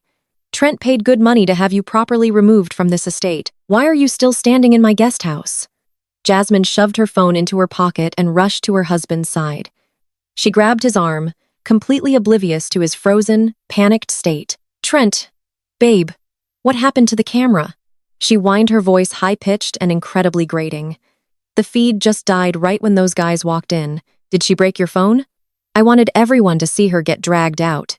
Viva stood near the doorway, crossing her arms tightly over her chest. She looked at me with an expression of pure, unadulterated disgust. "You always have to ruin everything, Camille," she scolded. "We finally have a peaceful night, and you have to cause a scene that chases off professional security. You are an absolute menace. Apologize to Trent and get your things out of here before your father calls the actual police." I did not raise my voice to match their chaotic energy. I stood tall, my posture radiating the absolute authority of my military rank. I pointed a steady, calm finger at the thick stack of documents resting on the table between us. I am not going anywhere, I stated simply. But the three of you need to step forward and take a very close look at the paperwork your perfect son-in-law just reviewed. Desmond frowned, his thick eyebrows pulling together in deep confusion. He looked at Trent, expecting the younger man to intervene and put me in my place, but Trent was completely mute. He was staring at the floor, his jaw working silently as the sheer magnitude of his impending prison sentence crushed his vocal cords. "What is this garbage?" Camille Jasmine snapped, stepping up to the table. She snatched the top page of the ledger, ready to dramatically tear it in half, but her eyes caught the bold lettering at the top of the page. She saw the name of her own high-end fashion boutique printed next to a series of massive offshore wire transfers. She paused, her perfectly manicured fingernails hovering over the paper. "Those are internal financial ledgers from Trent's venture capital firm," I explained smoothly. "They detail exactly how he has been systematically embezzling millions of dollars from his investors to cover his massive losses in the market. More importantly, Jasmine, they show how he has been using your retail store to wash the stolen cash. He has been funneling hundreds of thousands of dirty dollars through your business accounts every single month to turn it into clean, taxable income. You are currently the primary front for a massive federal money laundering operation." Jasmine dropped the paper as if it had physically burned her.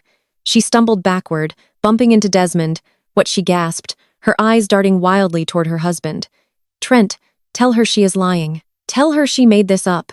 Trent did not look up. He could not meet his wife's eyes. His silence was the loudest confession possible. My father, Desmond, pushed past Jasmine and grabbed the documents himself. His hands were shaking as he sifted through the certified property deeds I had printed. "What is this nonsense about the estate?" Desmond demanded, his voice, losing its booming authority. "Trent bought the debt. He saved the house from foreclosure. He showed us the paperwork. He showed you a fraudulent shell company, Desmond." I corrected him sharply, refusing to call him father. He needed $8 million in liquid cash immediately to pay off incredibly dangerous creditors. He manipulated you and Viveka into signing over the deed to your ancestral home so he could leverage the property for an emergency loan. He was planning to liquidate the estate and leave you completely homeless to save himself. Viva let out a sharp, strangled gasp. She pressed both hands over her mouth, her eyes wide with mounting horror. "No," she whispered. "Trent would never do that to us. He provides for us. He does not provide anything." I fired back, striking down her delusions with cold, hard facts. "He is a common thief who funded your country club lifestyle with stolen money. But you do not have to worry about him liquidating your house anymore, because when he attempted the fraudulent transfer, my blind trust intercepted it. I bought the distressed debt directly from your bank. You do not own this estate anymore, Desmond. Trent does not own it either. I am the sole legal owner of this entire property." The revelation hit the room with the force of a tactical explosive. Desmond stared at the federal notary stamps on the deeds. The undeniable truth stared right back at him. The man who had spent his entire life valuing wealth and status above his own flesh and blood suddenly realized he had absolutely nothing left. He had willingly signed his entire life over to a criminal, and his disgraced military daughter was the only reason a bank had not already seized the land. Jasmine grabbed Trent's shirt collar, shaking him violently.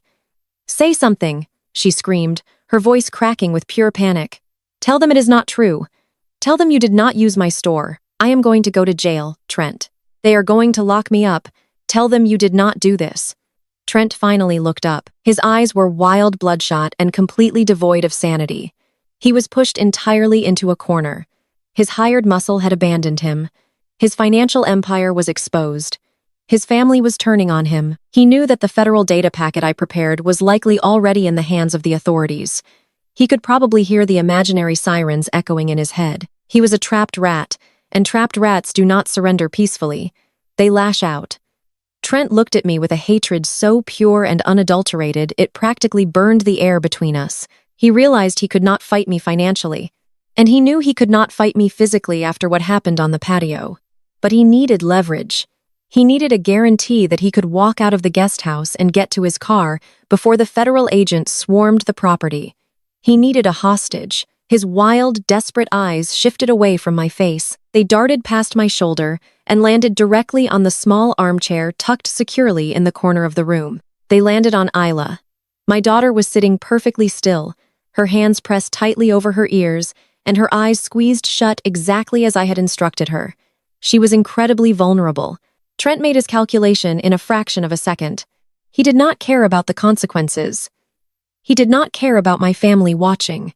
He let out a primal, guttural roar of pure, desperate rage. He shoved Jasmine violently to the floor, clearing his path.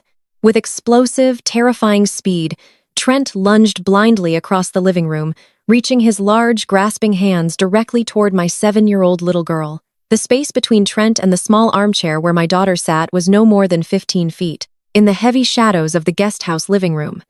He moved with a sudden, clumsy, explosive violence that completely shattered the stillness. He was no longer a calculating venture capitalist trying to maintain a facade of upper-class superiority.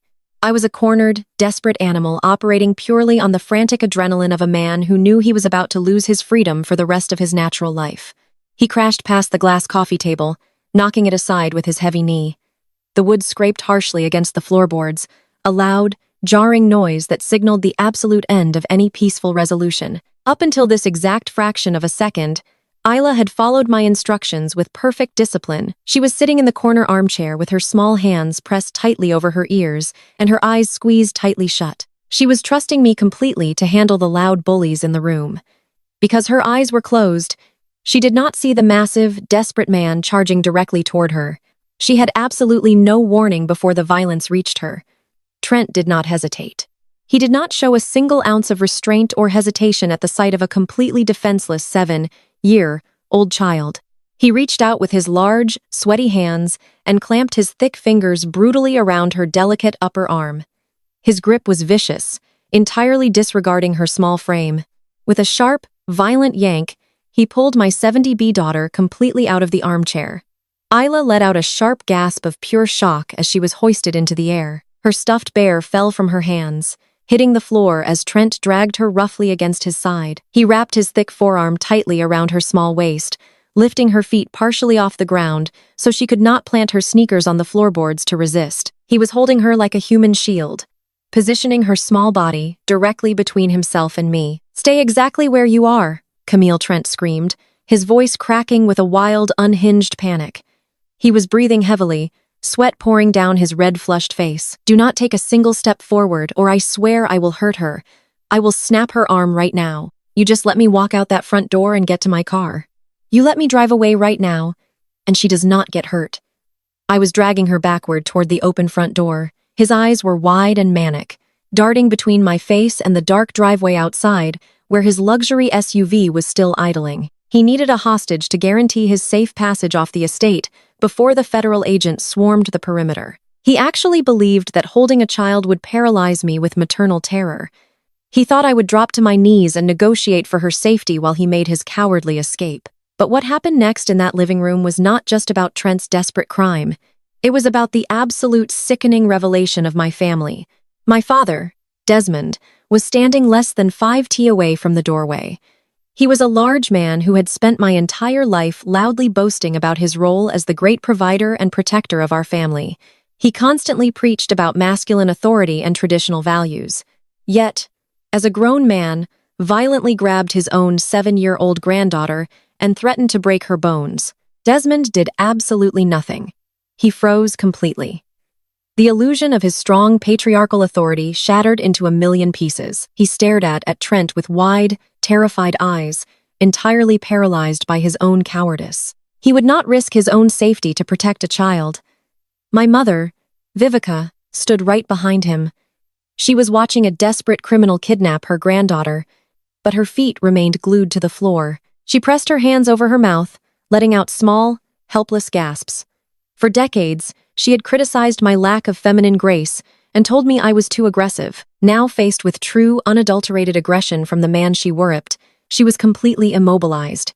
She cared more about avoiding a messy physical confrontation than she did about Isla's life. She was utterly useless. And Jasmine, my younger sister, was still sitting on the floor where her husband had violently shoved her moments ago. She was staring up at Trent, watching the man she had married reveal his true monstrous nature. The wealthy, charming provider she had based her entire identity around was currently using a little girl as a human shield to escape federal prison. Jasmine did not scream at him to stop. She did not lunge forward to grab her niece. She just sat in the dirt crying helpless, pathetic tears as her entire fake reality burned to the ground. They were all cowards, every single one of them. They had sold out their strong, protective daughter to appease a weak, abusive man. And now they were forced to stand there and witness the horrifying, violent reality of their transaction. They did not take a single step forward. They did not utter a single word of protest. They completely abandoned Ela to her fate, just as they had always abandoned me. Trent took another heavy step backward, dragging Ela closer to the threshold. The cool night air blew into the house, carrying the scent of the running vehicle exhaust from the driveway. He thought he had a clear path. He looked at my parents standing frozen in the hallway and let out a harsh, desperate laugh. He knew they would not stop him. He knew they were too weak to intervene. "Tell your crazy daughter to back off," Desmond Trent yelled, his grip tightening maliciously on Isla's arm. "Tell her to let me leave, or this is going to get really ugly for the kid." Isla struggled against his heavy arm. She kicked her small feet, her sneakers scraping uselessly against the hardwood floor. She was terrified, confused, and in physical pain from his bruising grip. She looked past Trent's massive arm and found my face in the dark room. Her large brown eyes were filled with absolute terror. Mommy screamed. It was a sharp, piercing cry of pure childish terror that echoed loudly against the walls of the guest house and spilled out into the quiet suburban night. That single word hit my ears like a physical shockwave. Up until this exact fraction of a second, I had been operating with absolute civilian restraint. I had used words, legal documents, and psychological intimidation to dismantle my enemies. I had intentionally kept my lethal physical capabilities entirely in check because I did not want to traumatize my daughter with unnecessary violence. I wanted to resolve the conflict cleanly and tactically, but the moment Trent's hand bruised her skin, the moment he decided to use my child as leverage, the rules of engagement completely and permanently changed. He had initiated a hostage situation. He had crossed a line that stripped away any remaining pretense of a domestic family dispute. He was no longer an arrogant brother-in-law or a desperate white-collar criminal. He was an active, immediate, and violent threat to the life of a civilian dependent. I stopped looking at him as a person. I looked at him as a target. I felt the deep, familiar shift in my internal processing. The final lingering threads of familial obligation and civilian hesitation completely dissolved. My heart rate dropped to a steady, cold rhythm. My vision narrowed, locking onto the specific biomechanical vulnerabilities in his stance. I mapped the exact distance between his center of mass and the threshold of the front door. I calculated the precise amount of kinetic force required to separate him from my daughter without causing her collateral injury. I did not say another word. I did not issue another warning. I did not negotiate with a man who was actively threatening to break my child's arm. I dropped all civilian restraint. The safety was officially off. Isla screamed. That single high-pitched sound shattered the last remaining barrier in my mind. The civilian mother who worried about making a scene completely vanished. In her place stood a highly trained tactical operative who had executed high-stakes rescue missions in hostile territories. Time seemed to dilate, slowing down to a manageable crawl. As my sensory perception heightened, I registered the exact trajectory of Trent's heavy lunging body. I saw the desperate, wild panic in his eyes. I calculated the precise distance between his thick, reaching hands and my daughter's fragile arm. I was operating on pure, chaotic adrenaline. I was operating on 15 years of relentless elite military conditioning. I thought he had the element of surprise. He thought his sudden, violent burst of speed would paralyze me just like it had paralyzed my parents and my sister. He was critically mistaken. I did not panic. I did not scream back. I exploded into motion with calculated, terrifying efficiency before Trent could even fully secure his bruising grip on Ela's arm. I closed the distance between us. I did not throw a wild punch or a frantic shove. I executed a targeted tactical strike. Using the rigid edge of my palm, I delivered a sharp, devastating blow directly to the radial nerve cluster on his right forearm. The impact was precise and punishing. The human body cannot simply power through a direct strike to a major nerve center. Trent let out a sudden sharp gasp of shock as his entire arm went completely numb. His thick fingers instantly lost their grip on my daughter. his hand falling uselessly to his side. I grabbed Isla by the waist, pulling her swiftly and securely behind my back in one fluid motion. "Run to your bedroom and lock the door, baby," I commanded. My voice was a flat, sharp bark that cut through the chaos of the living room. Isla did not hesitate for a fraction of a second. She scrambled backward, her small feet hitting the hardwood floor as she rushed down the hallway away from the danger. The heavy, solid click of her bedroom door locking echoed in the space. She was safe. My only objective now was neutralizing the immediate threat standing in my home. Trent stumbled backward, clutching his useless, numb arm against his chest, his face contorted with a mixture of absolute confusion and pure, frantic rage. He looked at the open doorway just a few feet behind him. He looked at his luxury vehicle idling in the dark driveway. He realized his human shield was gone, and his escape route was closing rapidly. Desperation overrode whatever tiny shred of logic he had left. Instead of running out the door, he lunged at me. He threw his massive body weight forward, swinging his uninjured left arm in a wild, heavy haymaker aimed directly at my head. It was the sloppy, predictable attack of a man who relied entirely on bullying people smaller than him.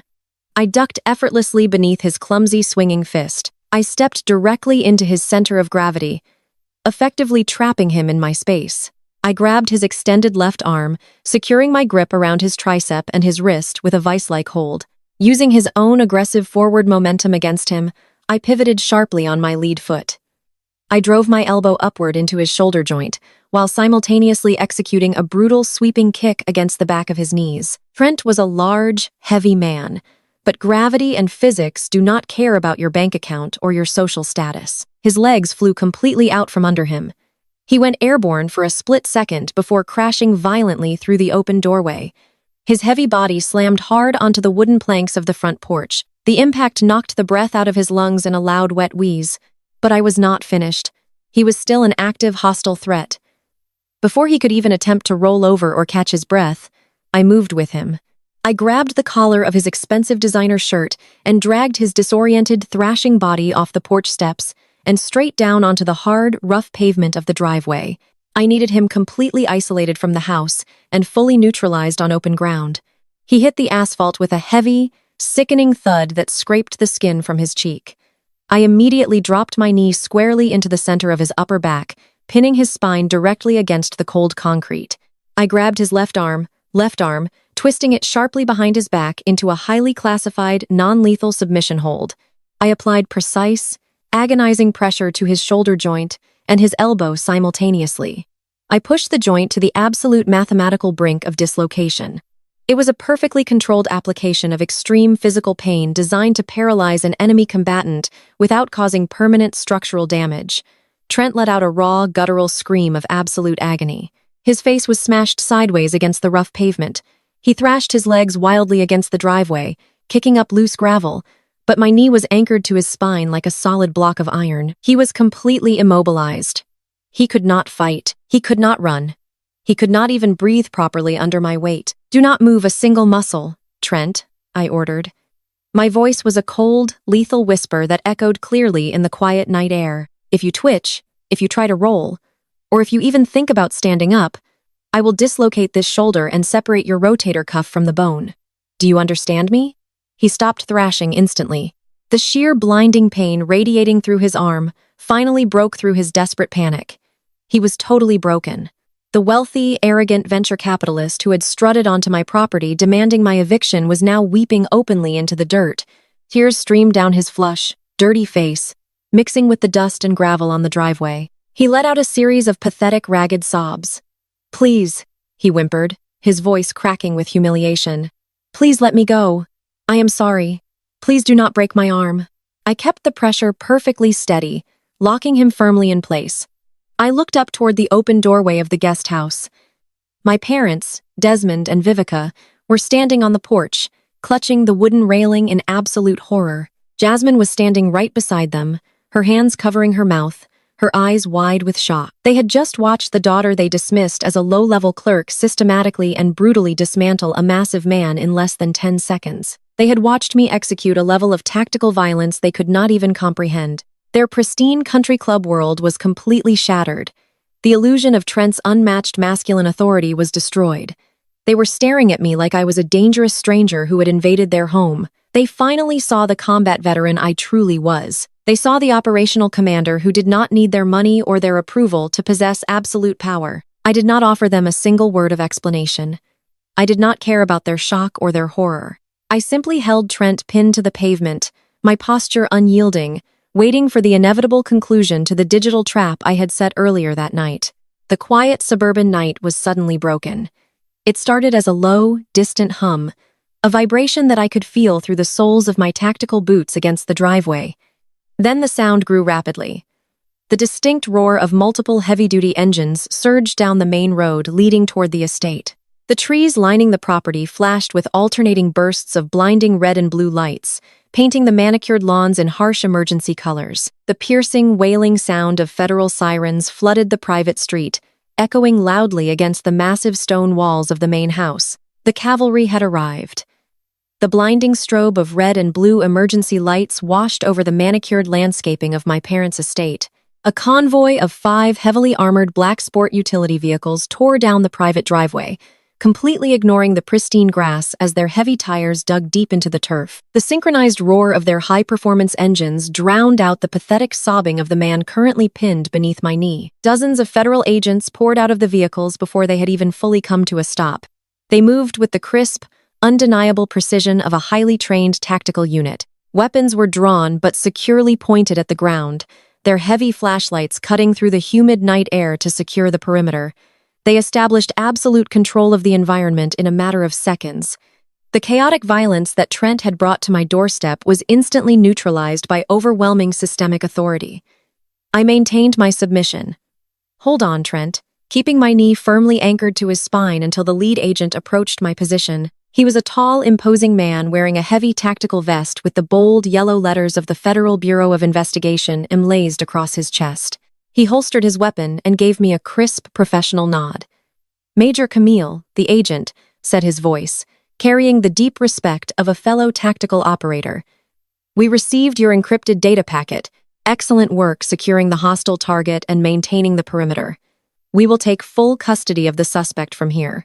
I released the agonizing pressure on Trent's shoulder and smoothly stepped back. I smoothed the front of my shirt, my breathing perfectly steady. 2 heavily armored agents immediately stepped forward, grabbing Trent by his expensive designer shirt and hauling him roughly to his feet. Trent let out a sharp cry of pain, his legs wobbling weakly beneath him. The expensive clothes that my parents worshipped were now covered in driveway, dirt, and his own nervous sweat. He looked wildly and the flashing emergency lights, his eyes darting around the swarm of federal agents in absolute terror. He was no longer a wealthy, arrogant venture capitalist. He was a captured, desperate fugitive. "You are making a massive mistake," Trent stammered, his voice cracking with sheer panic as an agent forcefully turned him around. "Do you know who I am? I have the best corporate lawyers in Atlanta. I own this property. You cannot do this to me. I will sue every single one of you." The lead agent did not even blink at the arrogant display of white privilege. He pulled a pair of heavy steel handcuffs from his tactical belt and forcefully secured Trent's wrists behind his back. The sharp metallic click echoed in the cool night air, finalizing the absolute destruction of Trent's entire fake empire. "Trent," the agent stated in a loud, commanding voice that carried all the way to the porch where my family stood frozen. "You are under arrest by the authority of the federal government. You are being officially charged with multiple counts of grand larceny, massive systemic wire fraud, and international money laundering. And based on what we just witnessed on the dispatched high-definition surveillance feed, we are adding a severe federal charge of attempted kidnapping of a minor." Trent's knees buckled completely at the mention of the kidnapping charge. The last remaining shred of his false bravado evaporated into the night air. He realized in that exact moment that his impulsive, violent decision to grab Isla had just guaranteed he would never see the outside of a federal prison cell again. The agents did not show a single ounce of pity. They dragged his heavy, slumping body toward the back of a waiting armored vehicle, his expensive leather shoes scraping pathetically across the asphalt, with the primary physical threat completely neutralized and secured. The tactical focus of the operation immediately shifted to the accomplices. 2 female federal agents detached from the main perimeter group and marched with deliberate, focused purpose directly toward the wooden steps of the guest house porch. My father Desmond and my mother Viva instinctively shrank back, pressing themselves tightly against the exterior wall of the house. Their elite country club arrogance had completely vanished. They were staring at the flashing red and blue lights and the armed federal agents with pure, unadulterated shock. They had spent my entire life caring only about social status and maintaining a flawless, wealthy public image. Now, their pristine estate looked like the scene of a major organized crime bust, and their elite neighbors were undoubtedly watching the entire humiliating spectacle unfold from their bedroom windows. My younger sister, Jasmine, was still sitting on the wooden porch floor where her husband had violently shoved her moments ago. Her expensive mascara was smeared darkly down her cheeks. When she saw the two female agents approaching her, delusional entitlement briefly flared back to life. She scrambled frantically to her feet, smoothing down her expensive silk dress, entirely convinced that the authorities were coming to check on her well-being. She still truly believed that her status as a wealthy crying wife would grant her absolute legal immunity. "Thank God you are here," Jasmine cried out, her voice shrill and trembling with fake victimhood. "You need to tell me where they are taking my husband. There has been a terrible misunderstanding. Trent is a highly respected businessman. My sister is the one who attacked him. She is completely out of control. You need to arrest her right now." The lead female agent did not offer a single word of comfort. She did not ask if Jasmine was okay or apologize for the intrusion. She reached into her heavy tactical vest and pulled out a thick, folded legal document stamped with a prominent federal seal. She stepped directly into Jasmine's personal space, effectively backing my sister aggressively against the wooden porch railing. "We are not here to take your statement," the agent said, her voice completely devoid of warmth or sympathy. "I am currently executing a federal search and seizure warrant authorized by the United States District Court. Effective immediately, every single bank account associated with your luxury retail boutique has been permanently frozen." Jasmine physically recoiled as if she had just been slapped hard across the face. Her mouth dropped open, her eyes wide with total incomprehension. "What are you talking about?" she gasped, shaking her head in frantic denial. "You cannot freeze my accounts. I run a legitimate high-end fashion business. I have elite celebrity clients.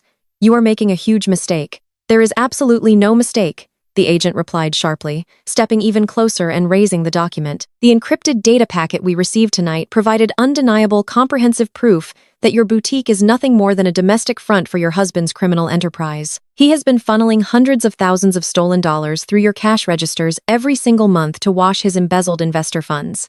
Your entire retail empire is built entirely on fraudulent money laundering." The color drained completely from Jasmine's face, leaving her looking sick and hollow. The luxurious, wealthy lifestyle she had rubbed in my face for years was instantly obliterated. She realized in that crushing moment that the designer clothes, the expensive sports cars, and the elite social status she flaunted were all purchased with dirty stolen money. She was not a brilliant, independent entrepreneur. She was a key component in a massive federal crime, and the government had all the receipts. "You are officially listed as a primary person of interest." In an ongoing federal financial investigation, the agent continued thrusting the thick warrant directly into Jasmine's trembling hands. "Your business assets, your personal accounts, and any physical inventory currently located at your retail store are now under the active jurisdiction of the federal government. You are explicitly forbidden from attempting to move, hide, or access any capital. If you try to wire a single dollar to an offshore account tonight, you will be joining your husband in a federal holding cell." Jasmine dropped the heavy document onto the porch floor. Her hands shook violently. She turned wildly toward my parents, her face twisted in pure, desperate panic. "Mom, Dad, do something," she screamed, her voice cracking with absolute terror. "They are taking my business. They are taking all my money. Call our lawyers. Tell them they cannot do this to us." Desmond and Viveka simply stood there in the shadows, completely paralyzed by the overwhelming presence of federal law enforcement. The wealth and authority they worshipped had just been exposed as a massive criminal fraud. They could not save their golden child. They could not bully or bribe their way out of a federal warrant. They were entirely powerless, stripped of their arrogance, forced to stand there in the humid night air and watch their carefully constructed elite reality burn entirely to the ground. The flashing emergency lights cast harsh, alternating colors across the pristine lawn of the estate. The federal agents moved with relentless efficiency. Two officers approached the main house with thick rolls of bright yellow evidence tape. They began securing the heavy custom oak doors, sealing the property as an active crime scene. The reality of the situation crashed down on my parents with the physical weight of a falling building. Desmond and Vivica stood completely paralyzed on the cobblestone driveway. Their eyes darted wildly from the federal seals being slapped onto their front door to the taillights of the armored vehicle carrying their wealthy son-in-law away to federal prison. The elite country club social standing they had spent their entire lives cultivating was completely obliterated in a matter of minutes.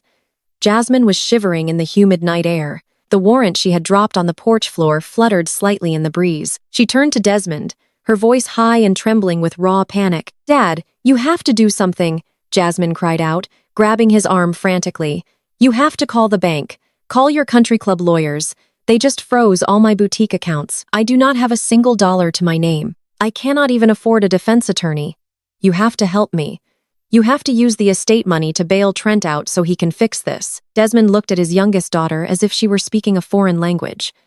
His broad shoulders sagged under his expensive silk shirt. He slowly raised his trembling hands and rubbed his face, wiping away the last remaining traces of his arrogant patriarchal authority. He could not call the bank. He could not hire expensive lawyers because earlier that evening I had laid out the exact details of his financial ruin.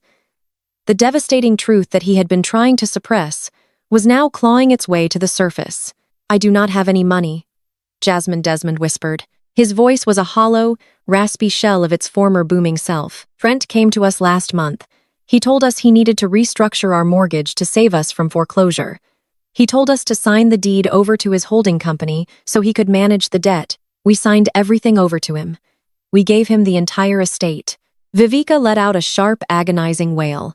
She clutched her designer pearls, her pristine image fracturing entirely. "We have nothing," she sobbed, looking frantically at the massive house that no longer belonged to them.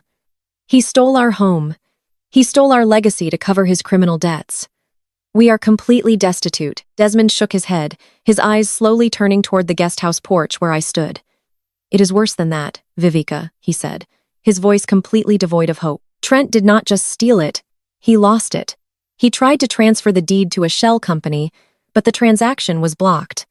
Camille bought the distressed debt through her military trust. She owns the land we are standing on. We do not own a single brick of this estate." The full, terrifying picture finally crystallized in their minds. They had willingly handed their entire ancestral home over to a common thief who funded their lavish lifestyle with stolen money. They had been entirely complicit in elevating a criminal while aggressively tearing down their own flesh and blood. Now they were facing the absolute destruction of their lives. Their bank accounts were tied to a massive federal investigation. Their social circle would instantly banish them the moment the morning news aired the details of the raid. They were officially homeless, penniless, and standing on property entirely owned by the daughter they had just disowned and tried to illegally evict. The sheer desperation of their circumstances triggered a profound and immediate psychological shift.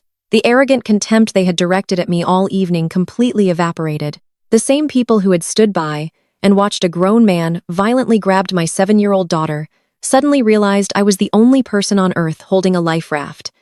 I possessed top-secret federal clearance.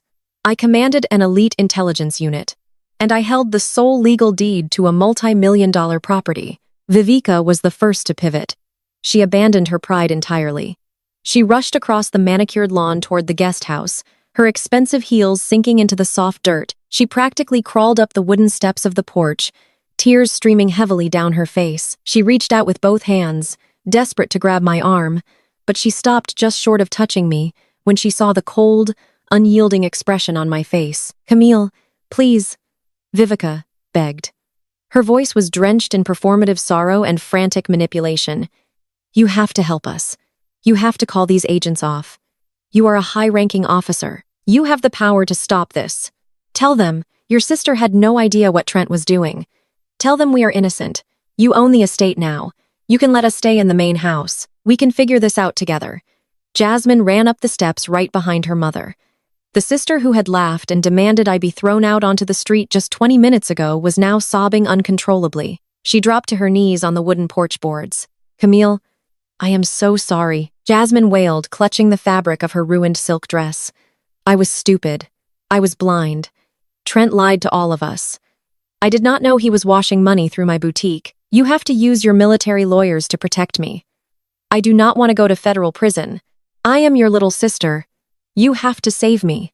Desmond walked slowly up the pathway. He could not look me directly in the eye. He stood at the bottom of the stairs, staring at his expensive leather shoes. The man who had proudly declared me dead to the family was now swallowing every ounce of his massive ego. "We made a terrible mistake, Camille," Desmond said, his voice trembling with raw